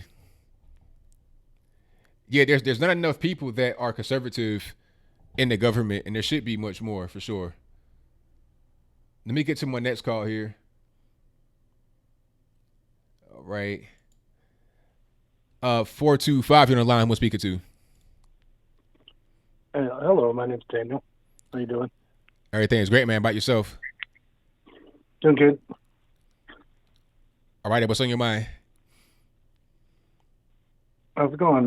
Well, I ended up doing a super chat a little while ago, and I never saw it come up, but just wondering what happened. But anyway, I wanted to wish him a Merry Christmas, and also tell him I'm a supporter. I've supported him a bunch of times on super chat and also directly, and I like his idea of running for office, and the fact that I think he's very articulate, and I support him all the way. Well, you're live on the show right now. This is me talking to you. Oh, it is? Oh, yes. How about that? I'm the guy that gave the idea for the Make Virginia Great Again. And I just wanted to thank you for all you do and support you for your great ideas. And I want to thank you for, supporting our cause. By the way, it's summer solstice, or winter solstice today. So happy winter solstice. And just wanted to thank you and support you, and hopefully you can help support Virginia's, fighting back the laws that they're attacking them with. Oh, definitely. I'm raised in Virginia. Like I'm a Virginia guy through and through. Born in West Virginia, which was a part of Virginia at one particular point in time, and then I lived in Virginia my whole life basically. I got family in Roanoke, Richmond, Northern Virginia, Hampton Roads, some of the small towns in between. So I'm a Virginia guy through and through. And what's happening right now with the state is terrible with Ralph Northam and their whole squad. Just a bunch of DC rats that just came south of the Potomac to come infect the state. It's ridiculous. I'm definitely with Virginia. Whatever I can do to help, and that's possible, I'm going to do it. So you guys got my back out there. So do you think that it was the money from Bloomberg and all that helped? I know they're moving across from D.C. down to Northern Virginia, but is there hope to flip it back to the red side, do you think? Well, the problem is D.C. Like the issue is the geography. Okay, people are moving to D.C. from other parts of the country. It's just like what's happening with some parts of Texas, like some of the cities. People are moving to like Austin from San Francisco, and then they're changing their local area to what it was before they came. They're voting the same way. They're fleeing California because of the policies that are on the books that have made it uninhabitable financially. Then they go to Texas and they do the same exact thing. That's happening right now in Virginia with DC.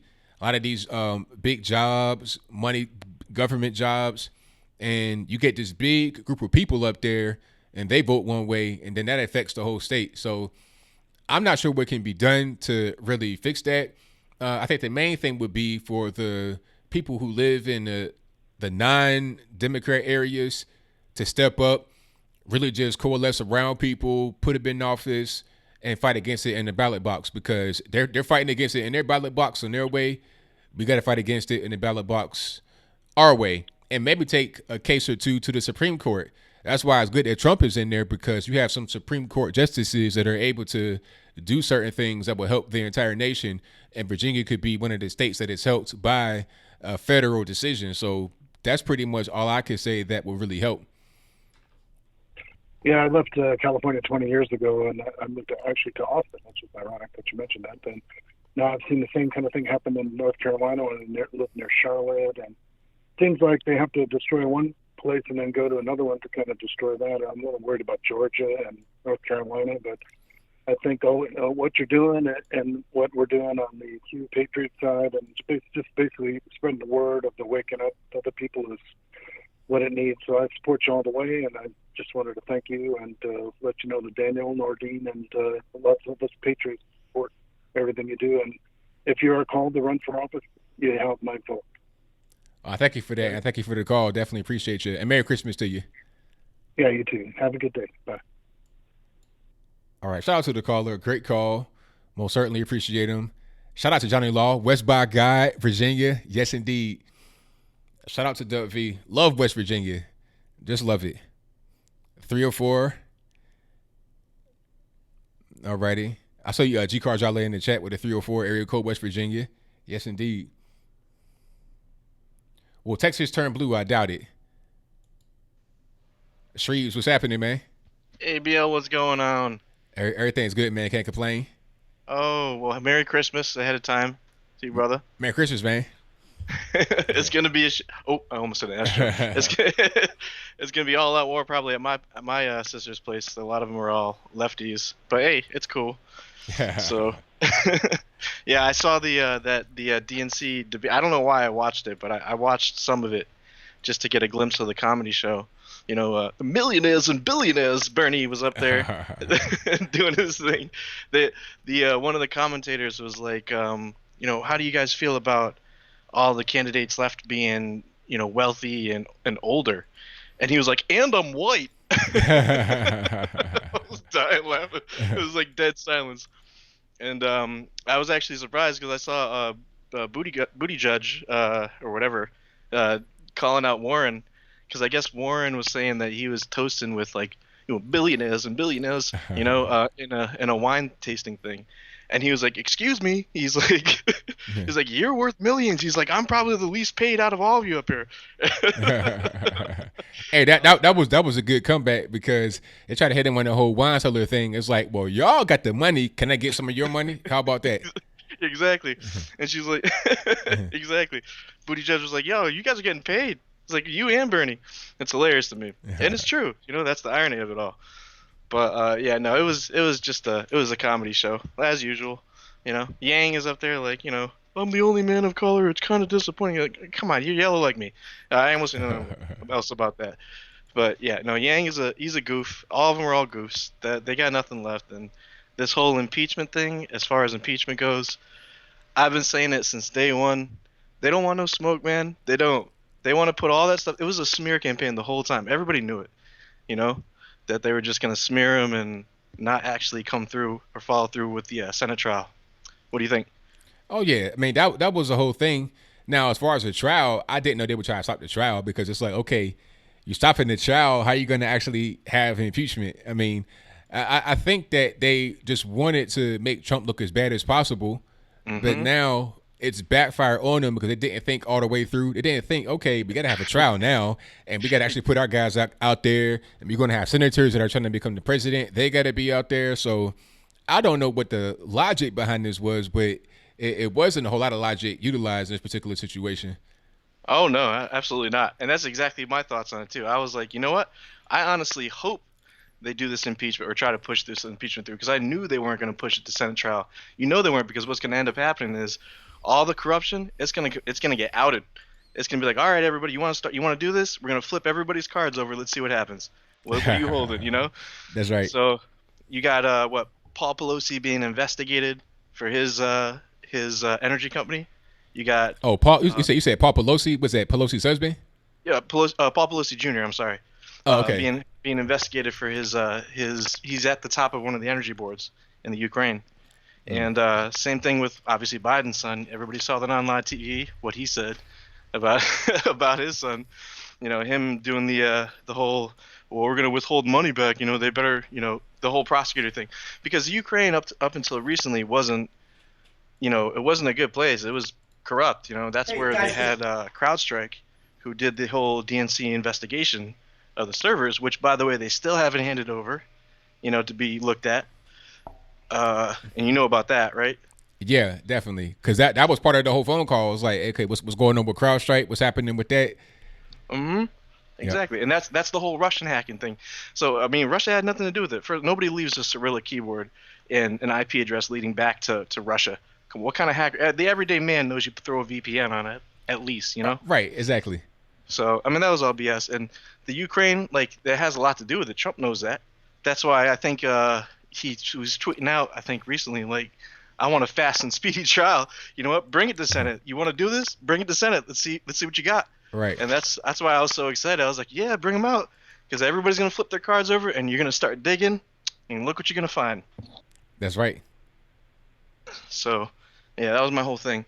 I was getting excited about it. I put something on IG about it, and a few people were commenting me, and I was like, yeah, this is exactly what I was talking about. And sure enough, a few days later, that's what Trump was tweeting about. So, but we'll see. Exactly. They don't want no smoke, man. I'm telling you. But the whole LGBTQ flag, Al Qaeda burning, whatever. That's all. To me, I mean, come on. You're out here burning American flags. You're telling us that we can't do that, or that, first of all, that's illegal, I think, right? To do that, isn't that illegal? No, it's not. To do what? To burn an American flag. Nope, not at all. It's on First Amendment, free speech. It's not illegal to burn an American flag. You cannot go to jail for that.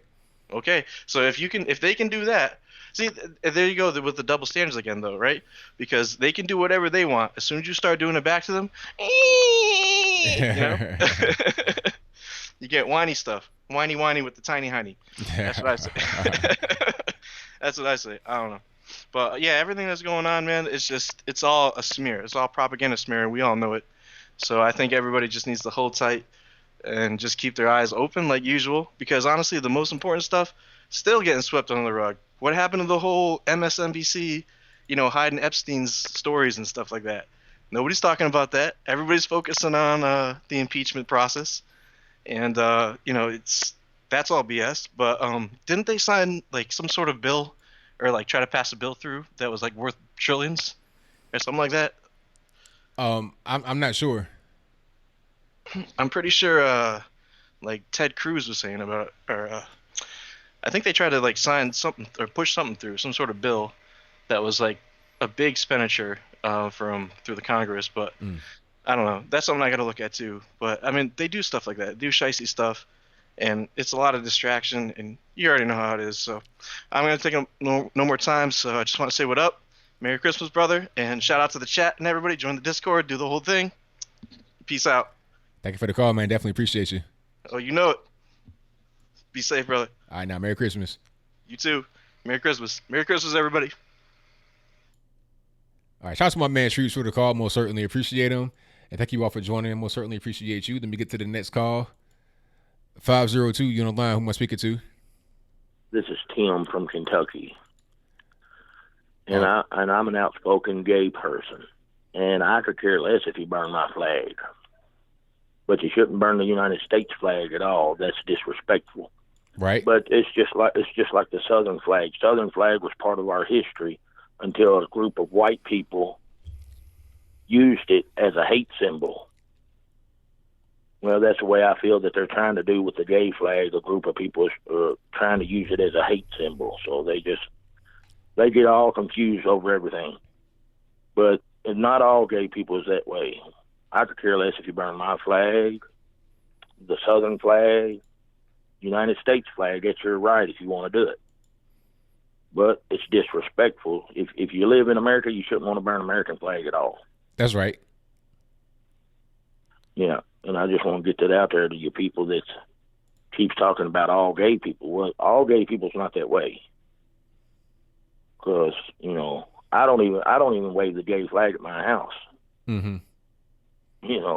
So I could care less about a gay flag. I respect my United States flag. We're all people, whether you're Republican, Democrat, or independent, or alien.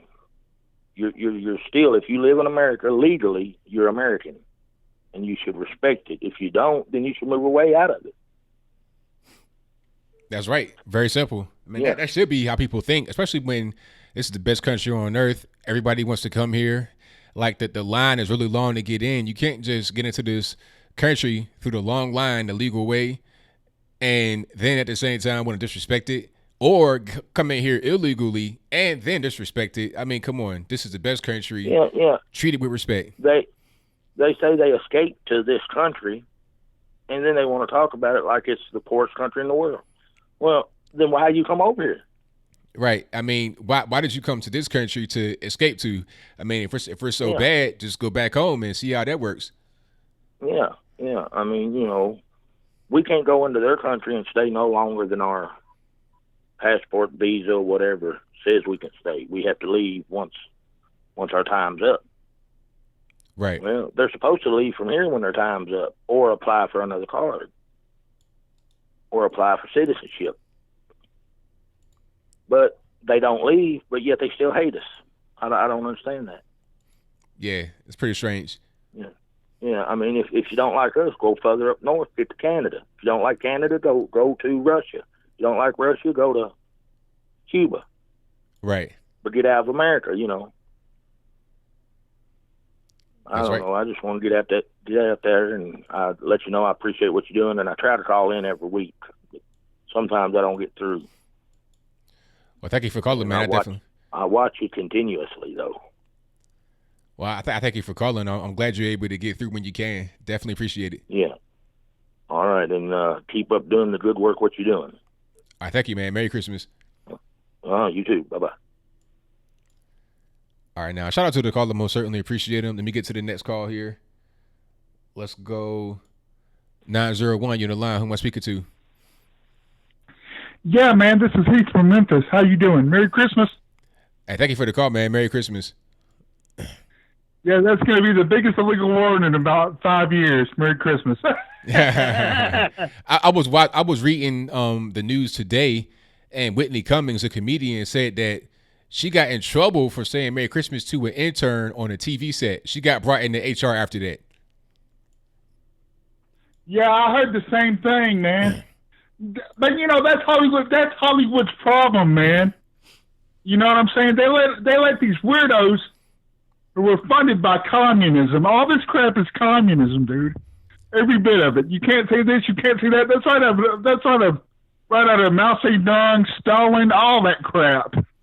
You know, they have allowed this communist infection to get in and start messing with things. That's what communism does. It infiltrates your communities and starts fundamentally tearing down your foundations by your language, what you can read, what you can say, trying to persuade who you vote for, that kind of crap. It's right up to the KGB handbook, baby. You know that. Right. Anyway, man. You know what the legacy of Obama and Bush Jr. is? What's it's that? all this weird crap we got going on now, man. How they're using identity politics to divide everybody. Right. I hate that. I mean, it's created a whole weak generation who can't do nothing but get on Facebook and chat.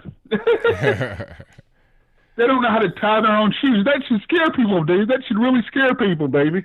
It should, yeah. You know? I mean, it scares me, man.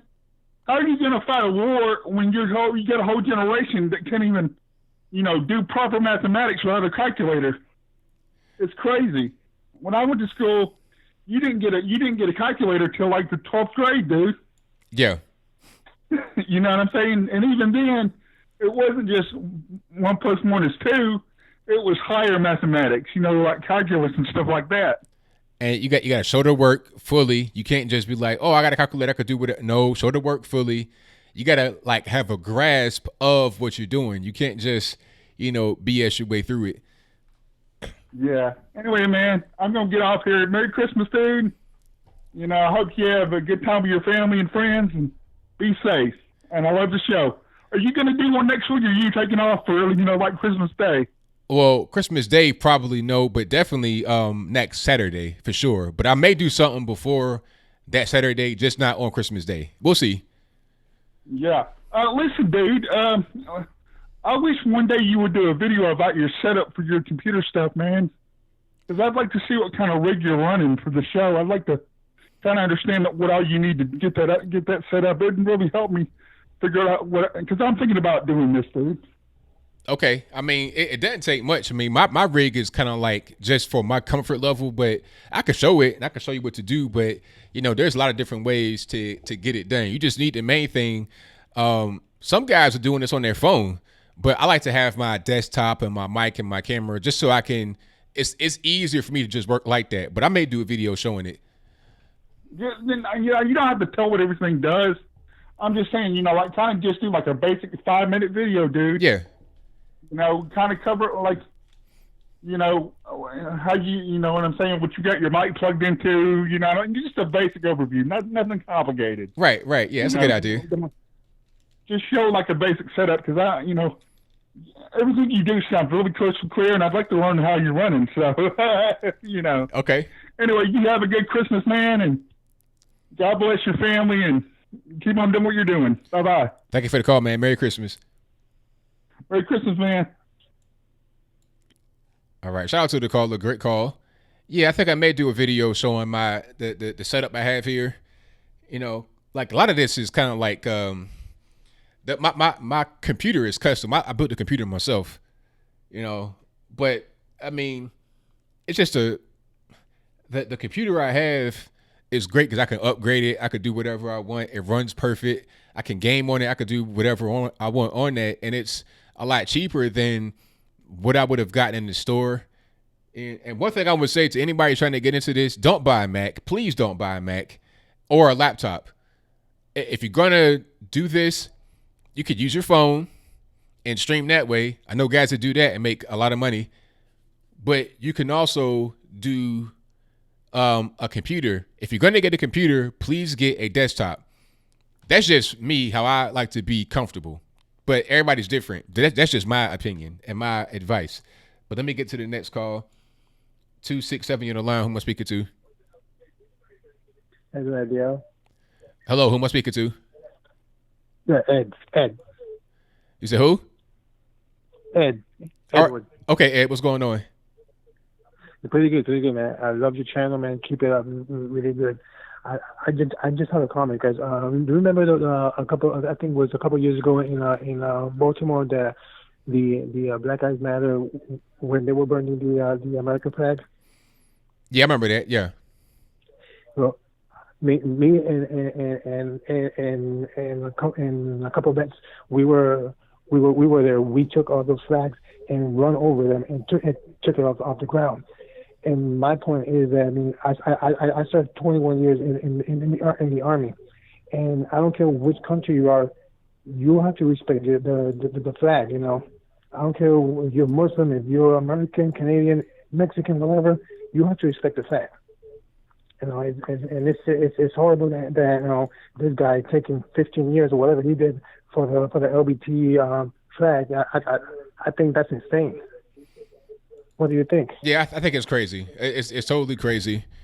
But you know, that's a country that we have when you get certain people that are protected and some that are not. I want things to be just even across the board. If you can't get locked up for burning the American flag, then you shouldn't get locked up for burning the LGBT flag. Let all flags be able to be burned, or no flags able to be burned. Exactly, man. It's my point. It's horrible because I mean, like my wife, she's Filipino, and when I go there to Philippines, I mean, I respect the flag. I mean, I stand up for the anthem. I stand for everyone, and we should respect every flag as it is, you know. And like other countries, we respect their flag. We we don't go to Russia and burn their flag. We don't go to Israel or burn their flag. You know, it's kind of horrible what we're doing here in the States. That's right. Well, I will leave you at ABL. I mean, keep it up. I love your channel and I support everything you do. Thank you for the call, man. Definitely appreciate you. And Merry Christmas. You too. Merry Christmas. All right. Shout out to the caller. Great call. Let me get to the next one here. You guys know the drill. The number to call is 434-658-1220. Let me get to the next one. 240. You know, line. Who am I speaking to? Hey, it's your boy JB. What's up, brother? Everything's good, JB. What's happening? Another day, another dollar, man. If I hear one more person who's misinformed about an impeachment, everybody keeps saying, you know what he's talking about. So I had one of my buddies tell me, well, he's impeached. No, he's not. He's not impeached till they serve it to the Senate, you dummies. But see, the thing about it, they don't even understand what impeachment means. They think he's impeached, but the process is not even, like you said, you got to get the papers heard to the Senate, number one. And number two, impeachment does not mean removal. People are talking about, oh, Trump's gone, Mike Pence going to. No, that's not how this works. Exactly, dummies. See, this is what the ignorant people don't understand. And that's my main factor of what I tell people all the time. Pay attention to know. You got to be more informed what the heck's going on around the world. You know what I'm saying? That's right. And then I catch ignorant people, they going off in tangents talking about giving Nancy Pelosi all these props. Now, Nancy Pelosi's smart to realize it's a sham, and it's hurting the Democratic Party's chance to win 2020 by going on with this stupid stuff. Because what it does is it takes away from their debate. It takes away from everything they're doing. But people don't see it. I say, look, because they focus on this. Every debate is always, I can do better than Trump can do. Where's your policies at? What are you going to do? Hello, people. Wake up. You know what I'm saying, brother? Right, exactly. Like, okay, you're saying that you can do better than Trump, but all right, like, what can you do, though? What are you going to bring to the table? Give me some good ideas. Things that don't involve looting the entire country of its entire treasury and the American citizens, making them broke. Like, give me some good ideas. Exactly. And then I'm arguing with stupid people all the time. They say the rich people pay more taxes. No, they don't. I said their 10% is like what we make in a year. Right. So that's how stupid you are. And I try to explain to people. I said, look, if you really, I said, if Trump's so racist, then he's the worst racist in the world. That's all I got to say. He's the worst racist in the world. He's the worst bigot. He's the worst feminist. You're right on point. He's a terrible racist because you keep having all these things that help all American citizens, including a lot of people that aren't white. So, I mean, why is he doing so much to help us? I don't really understand. Exactly. Well, Barack Hussein Obama did nothing for us. I'm a black man saying that. And when I say that to people lose their car. Oh my God, how could you say that? I'm like, because he did nothing for it. And then on the flip side, I was trying to explain to a lot of people that the way the country is moving towards it, there is no such thing as red lighting. There's no red light is the biggest myth of all myths. There is no big racism pull for black people. If anything, we're losing our place in the race war, and not in the race war, in the victimhood. We're losing our place. The Spanish people and gay people taking it. They're taking it. Right. Would you not agree, ABL? I'm with you. And yeah, because the thing makes me mad is like you get 15 to burn a gay flag, but you can burn an American flag and not get nothing. Come on now. What? Huh? 15 years? Get out of here. But you see, that goes to show how ignorant people are. Well, it is an offensive thing. The gay flag's only been around for how long? What, like 5 years, I think? Yeah, not long. How long has it been around? Oh, 4 or 5 years, I'm like. And for the American flag, for like, what, 200, 300 some years, you can burn that flag. This is what I'm talking about. Society is falling apart. And we need more people like Trump who disrupt everything. Because the Democrats are selling us away slowly but surely. They're selling our kids away. They're selling they're selling everything away from us. Would you not agree, ABL? I'm with you, man. Exactly, and the thing that makes me so sick about it is that we're allowing it to happen, and people are so ignorant to just say, well, they have a point, and this and that, and I'm like, okay, look at California. I don't want California to come around the world. It's getting sickening. Like the homeless population in Malibu is getting sickening, and they're trying to say that they're trying to say that the homeless people started them brush fires out in California because they don't put their fires out properly. You hear anything about that? You said what now? They said that a lot of homeless people in Malibu are starting fires out there. Oh, yeah. Yeah, that's where all their brush fires are coming from. And they say it's improper putting the cigarettes out there so dry around that area, so it's bound to catch fire. But it's getting crazy.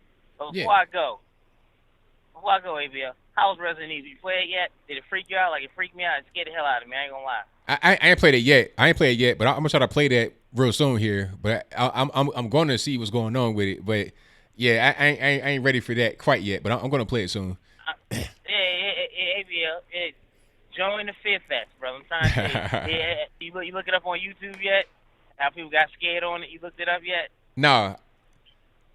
Look it up on YouTube. Terrified people playing the VR version of Resident Evil. I'm gonna check it out. I mean, for sure. It's a great game. Great game. When I say it is great, but it's something that I think you probably like better than me because it's more hands-on-ish. Right. You know what I'm saying? And you gotta walk through the room, you gotta look up the room, you gotta shoot the target. But the only thing I hated about the game was, like so much depth in, it's hard to kill people. It's hard to aim with it a little bit. That's the only beef I had with it. Right. Besides all that, it was a great game. All right, ABL, have a good night. And keep the faith, brother, man. Hey, keep doing what you're doing, man. I called it again, man. I see your numbers rose a little bit more. We getting up there, brother. We gonna get there. That's right. All right, brother. All right, man. Peace. Thanks to my man JB for the call. Most certainly appreciate him. 1,000%. Let me get to the next call here. 857, you're on the line. Who am I speaking to? Yes, it's Ivan, man. All right, Ivan, what's going on? What's going on? Yeah, I'm agree with you about the guy that burned the flag, whatever it did. That's too long of a time. They should give him probably probation, but that's not the Democrats are doing it. So why you guys keep saying that the Democrats? It was a judge that decided to give it that sentence. So I don't know why you guys keep saying that the Democrats. Who said anything about that? Well, your callers and you don't correct them. It's the judge that gave him the sentence. Wasn't the Democrat? But who said Democrats? I didn't hear anything about that. Well, your callers keep saying the Democrats. As far as the case of the gay, as far as the gay flag case, ain't nobody say that. Yeah, your callers keep saying, "I'm just listening, man. I just the guys well, you got to from the call. get your hearing checked, sir. Ain't nobody saying nothing about no Democrats. Like Yeah, we know it's just a judge and it's a law. So there's no law. There's no law that say that you burn that flag, you get 16. The judge that probably given too much time, and I'm pretty sure it's going to appeal, and it will be reduced. The law was because it was considered a hate crime. That was a law that was used. Well, the that's not. I mean, if a crime is actually did something, but the flag could represent many things. So I don't see how it will be a hate crime. So I think they will appeal, and that will be reduced. I mean, in my opinion, should be given just probation, and just don't do it again. But that 16 years is too excessive of time for burning a flag. And I know he makes some remarks about gays and others, so probably that would add up to for the time that they gave him, but still it's too much. I don't think it was just the flag alone. I know he made some bad remarks about, gays and groups, other groups, so that's what probably added up. It wasn't just the flag burning, it was other things that he did, but it still was too long. It was too much of a time. Yeah, I mean, if you could burn the American flag with no penalty, then you should be able to burn whatever flag you want.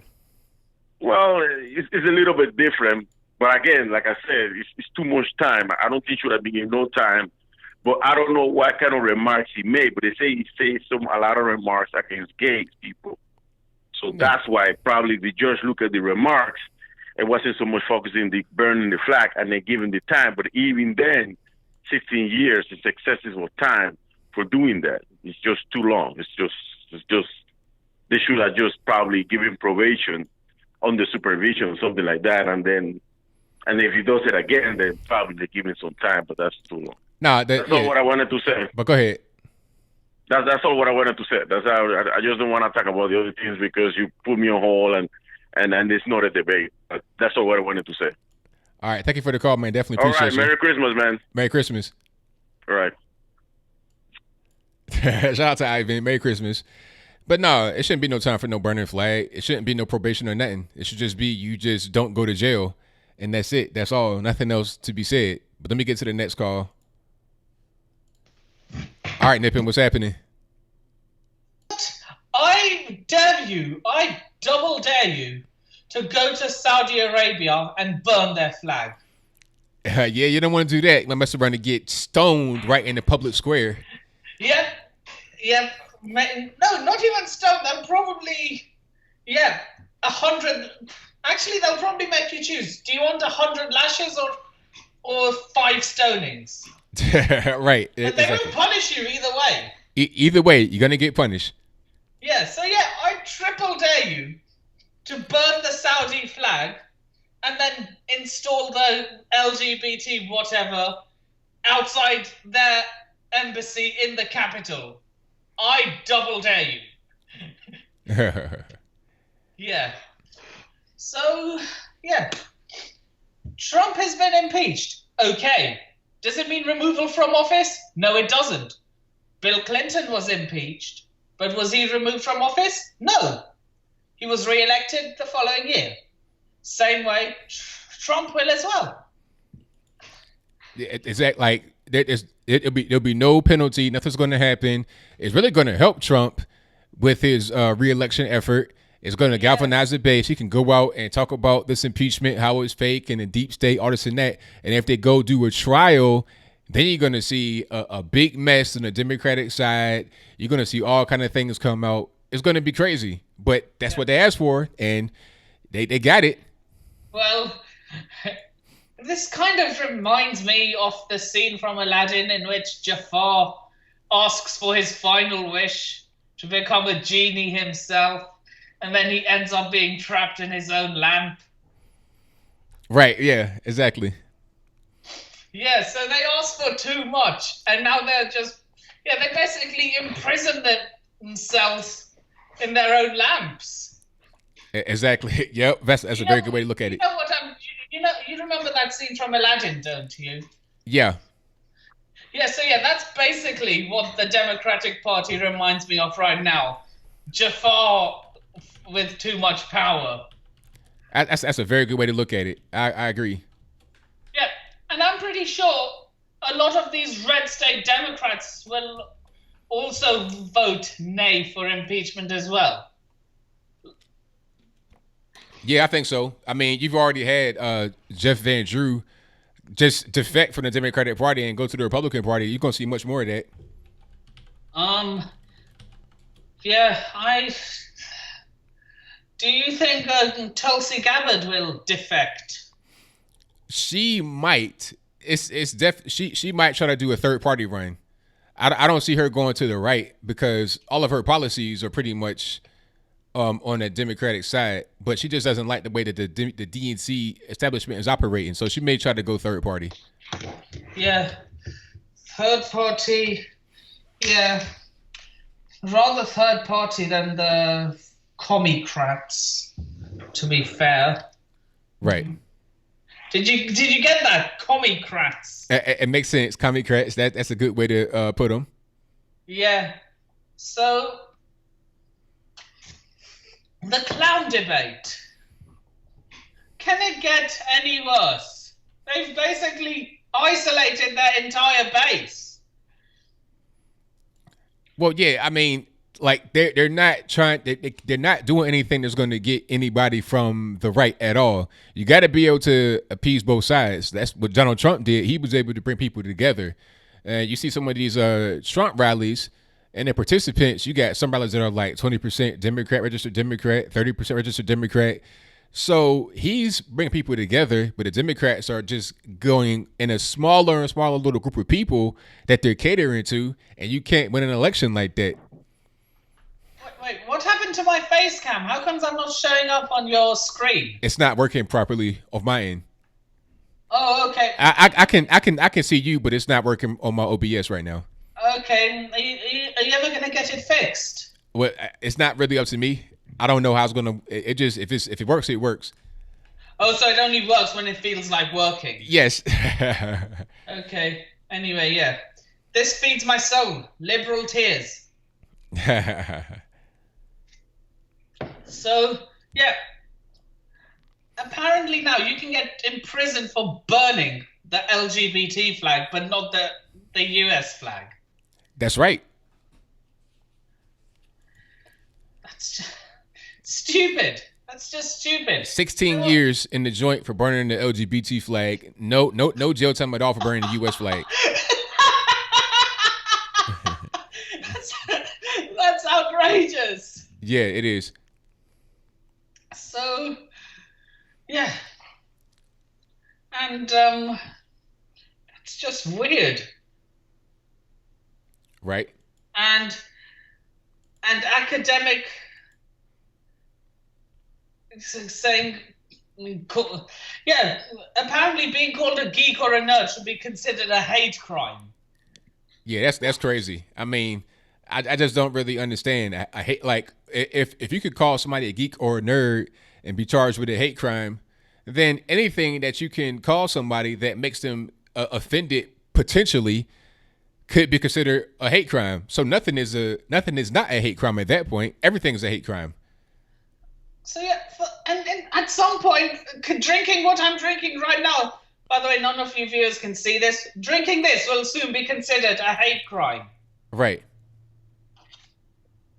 So yeah, that's so stupid. And then, yeah, I didn't cover this on the previous one, but now New York issues illegal aliens driver's licenses.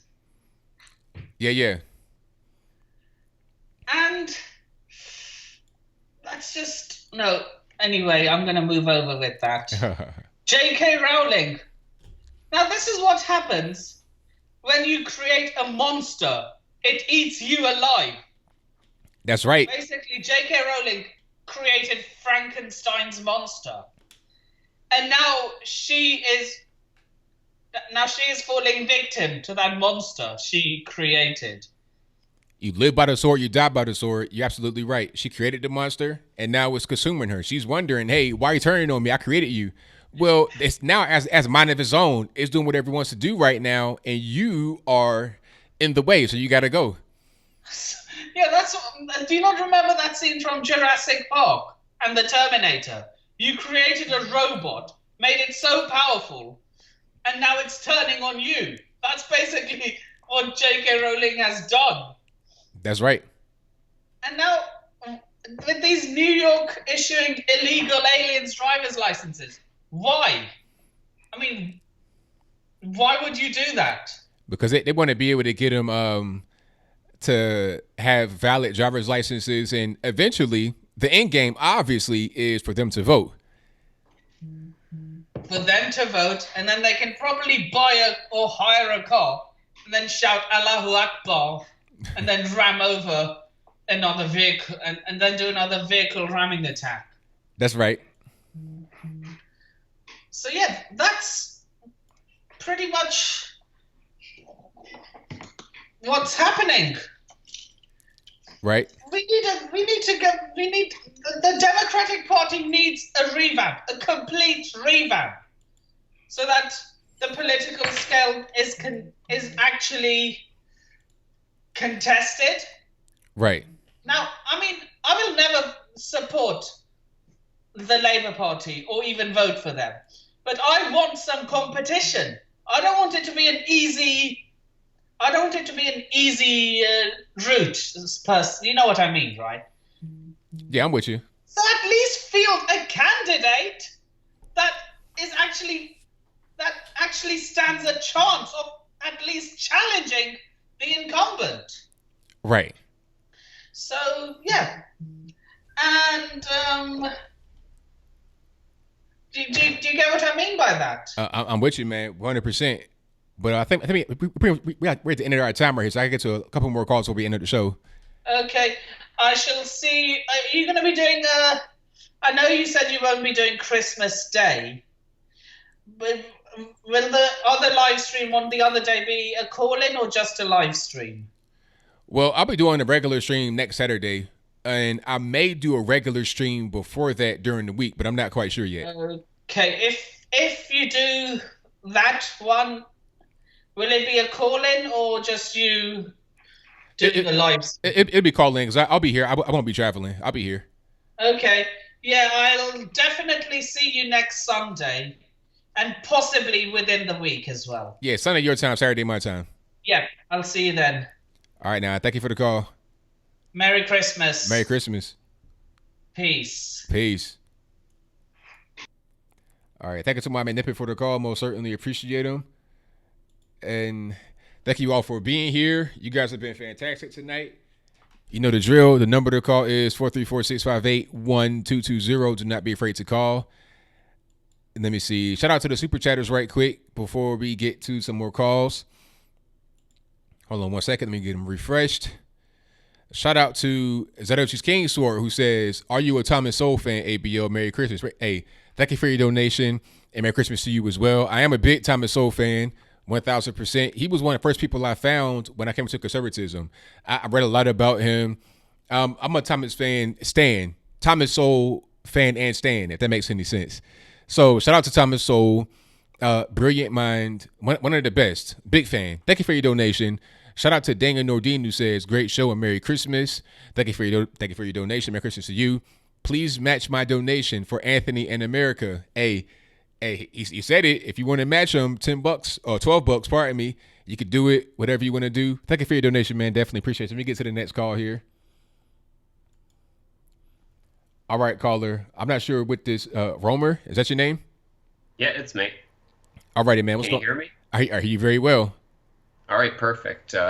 So yeah, I've been hearing a lot of crazy news going on in the past few days and weeks now. It's getting insane, especially with what's going on, with the whole impeachment process. I mean, anybody who knew how the House works knew that the impeachment was going to occur.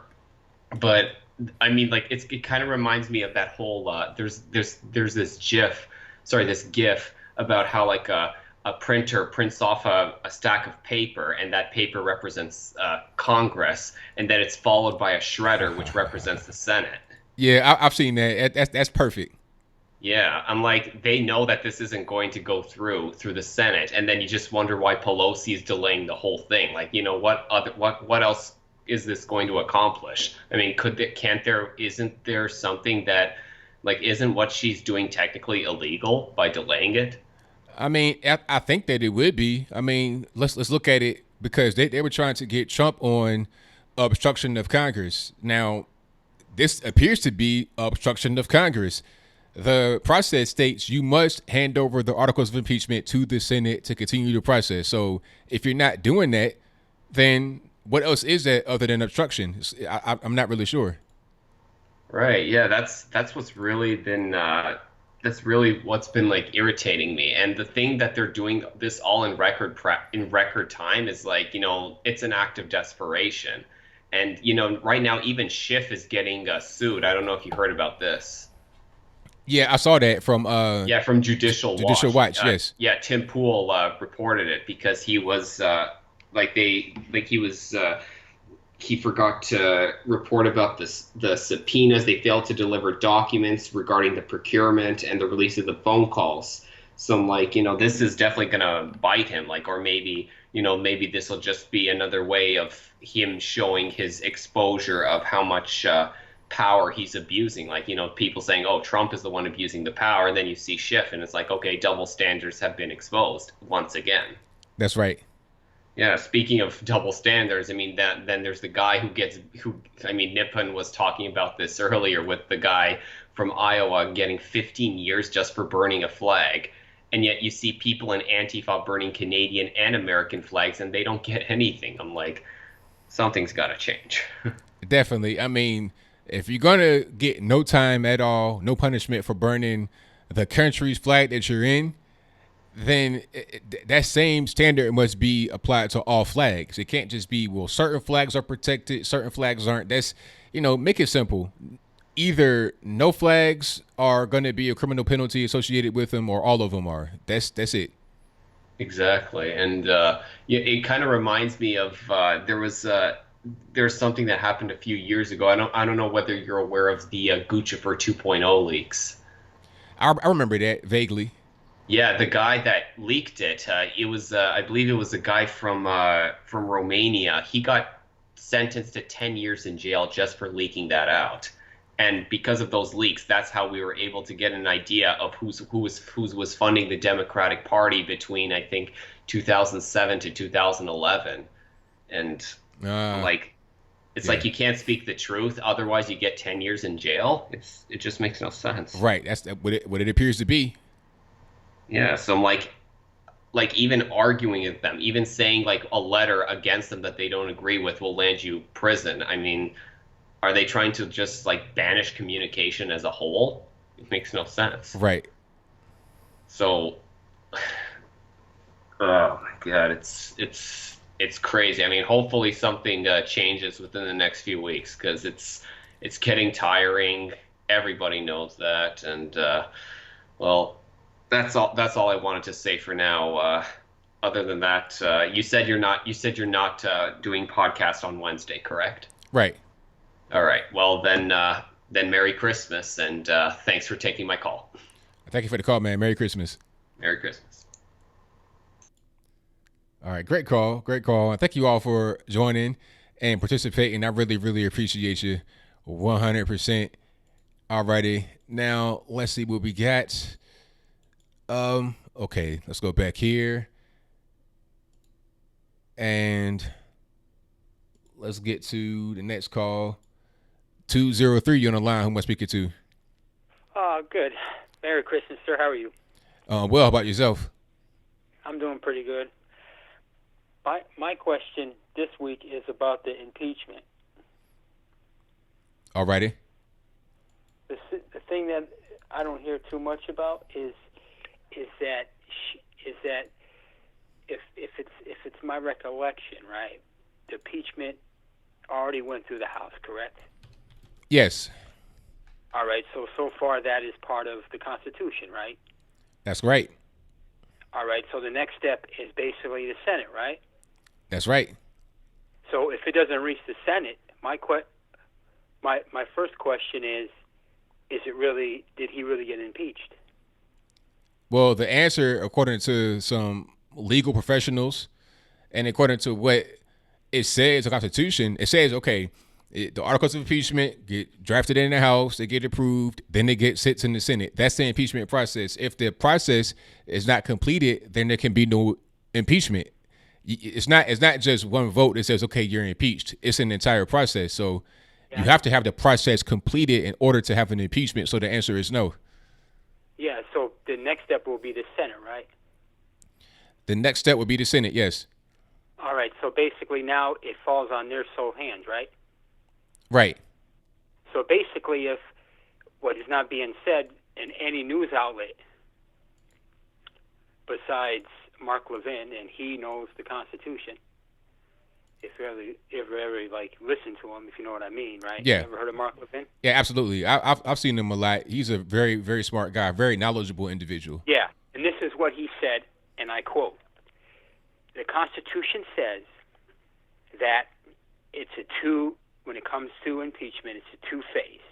First, it goes in the Senate. No, it goes to the House. And then when it passes the House, it goes to the Senate.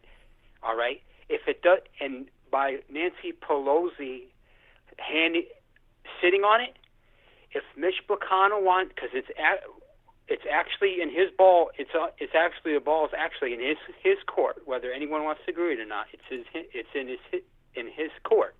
If he wants to, and he's got a majority of the people in the Senate that will agree with this, that he can say, you know what, you don't want to pass articles over? It's been null and void, and then throw it right at Nancy Pelosi's feet, and then she can't do anything about it. That's right. Very good. Very good. I mean, that makes a lot of sense to me. She can't do nothing. She can't do anything at all about it. Right. Nothing. And that's what she's doing. That's what these. See, this is so funny. Is that they shred the Constitution. They want to shred the First Amendment, the Second Amendment. They want to shred due process. They want to just shred the Constitution. But then they want to use the Constitution when it fits them. That's right. And you know what I say? I say people all the time, if you want to put this to an end, you get out there and you vote. All right, you vote. You find out the candidates that are against this. You call your Congress people up and you tell them. You say, you know what? You voted for this impeachment. You're out the door. Pack your bags. And then you find out who is running against them, and you start putting money in their way. You start throwing money at their campaign. You start raising that person up, and you get people out to vote, because that's the only way we're going to get back our Constitution. That's right. And that's what we need to do. I'm with you 100%. I'm a full believer. I call myself a constitutional conservative, and I'm getting sick and tired of these people calling this country a democracy. Yeah, I see that a lot, and I always cringe when I hear it. It's like, we are not a democracy. We are a constitutional republic. That's a big difference. Yes, we are, and I correct anyone that says that we're a democracy. And first of all, let me tell you something. If it wasn't for Trump, these Republicans would be still sitting on their hands. Yeah. If it wasn't for him, they'd be still sitting on their hands right now. They haven't fought like this in a long, long time. In a long time. And it's good. We finally have the Republicans standing as a united front, because the Democrats will always stand as a united front. And they're the party of racism. They founded. They were for this. They started this Civil War. They founded the KKK. They were against the 13th, 14th Amendment and 15th Amendment. They actually sat on that filibuster for 75 days. Right. No one talks about this. Their party was built on slavery and racism. How come people vote for these people? It's a good question. Well, you know what? Any questions you have? No, I don't have anything, man. I think that was a great call, and I definitely appreciate you for calling in. Well, you have a wonderful, blessed Merry Christmas. Forget these happy holiday garbage. It's Merry Christmas. That's right, man. Merry Christmas to you.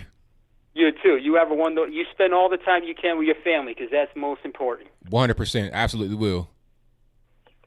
You take care now. Thank you now, for thank you. allowing me to speak my mind. Oh, no problem. In beautiful America. Absolutely. All right, you keep up the good work. You keep spreading the message of hope and prosperity, and keep this conservative and Republican movement and constitutional movement going. Because you're doing a wonderful job. I stay encouraged, my brother. Thank you for the call, man. Definitely appreciate you. No problem. You enjoy yourself. All right. Shout out to the caller. Thank you all for being here on the show. We got a little while to go. And the number to call before I bounce on out is 434-658-1220. 580, you're on the line. Who am I speaking to? Your favorite caller from Oklahoma. How are you tonight? I'm great. How about yourself? I'm doing good. I've had company all night, and it's Christmas and all this, and I'm looking at my clock, and I'm like, oh, my God, oh, my God, oh, my God. When do people not leave? Do you not know what's happening right now? I haven't gotten to hear the call, but I have something to say as usual. This is what I believe, and I could be wrong, but I believe that Nancy Pelosi and whoever they are, my Lord, God help us, they are holding on. We all know they're holding on. They don't want to let it go. Number one, they don't want a trial. They are scared to death of a trial. Yeah. Because the truth would come out. They don't want a trial. So they're holding on to this, and I believe they hope that Mitch McConnell will come in and say, okay, well, sorry about your luck, we're voting, and then whatever the vote, so then they can yell, victim, victim, we were never heard, nobody listened to us, we voted articles of impeachment, you know what I'm saying? Right. Don't you think that's their plan? Well, I mean, that could be part of the plan. I personally think that the most likely thing is that they didn't think this all the way through. You got a bunch of people that are not very smart over there. They're not listening to people that are telling them, hey, don't do this. It's not going to work out well for you. They're more concerned with just trying to beat the president. And it's to the point where they're so blinded by their objective that they didn't even realize they're beating themselves by doing this. Oh, my gosh. Right. They are going to fall in the hole that they dug. They dug the hole. And then they're going to be screaming when they fall into it that, oh, you pushed me in the hole. Well, who dug the hole, my friend? Right. They'll be laying in the hole with their shovels going, oh, my God, you put me in the hole. That's what I think's about to happen. Anyway, and I still believe either Michelle Obama or Hillary Clinton are going to jump in the race at some point. Not because they think they can win, not because they want to win, but so as this truth begins to come out, they can claim political persecution. Oh, look, they're going after me because I'm running against them. Oh, you can't look into this. Right. I'm your political foe. So I believe it. We'll wait and see if I'm right. But anyway, I was about to kick people out the door and say, come on, get them cookies down. I got some ABL on my schedule today. Okay, love y'all. See y'all. Click. So, Merry Christmas, man. I hope you have the best Christmas ever, you and your family, and just be blessed. I want you to know I pray for you daily because I believe that you have been called to what you're doing. Well, thank you for that. It means a whole lot to me. And you have a Merry Christmas and Happy New Year. Okay, you too. All right, now. Bye.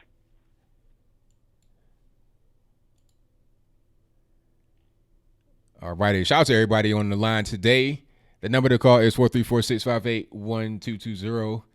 You guys don't be afraid to call. It is all good. 404, you're on the line. Who am I speaking to? Hello. Hey, Anthony, how you doing? I'm all right. How are you? I'm good, Anthony. I've been calling you about 100 times trying to get through your line, Anthony. Hey, you here now, so it's all good. I done told you, Anthony, you need to have an express line for the LGBTQ, ABCDEFGARU, and all the times why community, Anthony. I'm not going to be able to do it. Everybody treated the same over here. There's no exclusions or exceptions. Everybody's the same. Whatever, Anthony. We go to the front of the line. Priority, Anthony. But anywho, what is this I'm hearing about y'all talking about some burning the rainbow flag, Anthony? Somebody did that and they got locked up. They got 16 years in the joint, which is way too much. They shouldn't have got any time in jail at all. He should have got life, Anthony. They should have got life for doing that. Why? Yes, Anthony. You don't burn the rainbow flag, the LGBTQ, ABCDEFGARU, and all the times why flag, Anthony. You don't do that, Anthony. What's wrong with you? Come to Atlanta and try that, Anthony, and see what happened, Anthony. You will be in the hospital, Anthony. We will put you in Grady, Anthony. Hey, whatever you say, but you could burn the American flag with no penalty. So if you burn the LGBTQ, every letter in the alphabet flag, and that's a problem, then why is it not a problem to burn the American flag? Well, Anthony, I don't like when they burn the American flag either, Anthony, because I told you I used to be in the Navy, Anthony. Yeah, back when I was right. a man. That's right. Yeah, okay. But it should be the same thing, right? You should be able to, if you can't go to jail for burning the American flag, you shouldn't go to jail for burning the gay flag either. It should be the same thing. That's right, Anthony. I agree with you on that, Anthony. I ain't going. There you go. Boom. But did you see the debates, Anthony? Yeah, I saw some of it. I saw like 95% of it. How do you feel about them giving reparations to the illegal immigrants, Anthony? That's terrible. That's awful. You know, it's funny how the Democratic Party will say, okay, if you are an illegal alien and you saw at the border and you put into a quote unquote camp, reparations are given to you, but to a black person who wants reparations but asking for it for years, we have a conversation, we'll talk about it. Meanwhile, you're just not going to get it, but they give it to them. That's pretty interesting how that works. I want my respirations too, Anthony. What's wrong with them, Anthony? Hey, you're not gonna get your respirations or nothing. It'll go to the illegal alien. That ain't right, Anthony. Sometimes I don't know what they be talking about, Anthony. It's just whatever. But anywho, and what's this thing I saw on TV the other day, Anthony? What are you talking about? What thing? About that man Andrew Yang, Anthony. What did he do? What happened? He was on there spraying whipped cream in his men's mouth, Anthony. What is up with him? Hey, that's your people. That's your homeboy. I don't know. He got that from y'all over there in Atlanta. He can come to Atlanta and do that to me anytime he wants to, Anthony. Yeah, I bet. Yeah, he's crazy. I don't know what he was thinking about, but he did it. So he might be part of the LGBTQ, every letter in the alphabet community too. Who knows? Maybe we gonna have to adopt him in, because if he do come to Atlanta, he gonna need a big can. I'll say that much, Anthony. Okay, all right. But anywho, and why you didn't go to the turning point thing with Donald Trump today, Anthony? I thought about going, but I just been traveling too much this year, and it gets expensive. So I'm gonna go to some more events next year. I'm gonna try to go to CPAC at next year and spend some money on that one. Okay, Anthony. Well, Anthony, I ain't finna hold you up because I got to get ready for tomorrow when Atlanta gonna be playing, Anthony. You know I'm gonna be cheering for my Falcons, Anthony. Yeah, I bet. Put that dirty bird on you. But anywho, Anthony, if you ever see my friends, Maze and Lucas and look, hey. What's wrong, Anthony? PG show. Okay, Anthony. But anywho, Anthony, I'm finna go out here and help make Atlanta great again. Well, I thank you for the call. Definitely appreciate you. And you answer my call the next time, Anthony. Don't make me come up to your house or your apartment or wherever you stay and kick your door in. Nah, don't do all that, man. Thank you for the call, sir. It's ma'am, boo. Don't be calling me no man, Anthony. Bye. All right, now, Merry Christmas. shout out to the ma'am. All right, I gotta go. Y'all have been great tonight. It's been fun, but I gotta go ahead and wrap it on up, put a bow on the top. Thank y'all for joining. I definitely appreciate you. This has been a lot of fun. My next show, I'll definitely be doing my show next Saturday as normal. Wednesday is weird because it's Christmas Day. So I don't know. I may do a live stream before Saturday after today. But whatever the case may be, I'll let you guys know on my social media, my Twitter, my Instagram, my Facebook, and also on the community tab of this particular page. I'll probably put something up. And then I'll do how I normally do. I'll do like a little, a reminder an hour before, whatever the case may be, if I go live.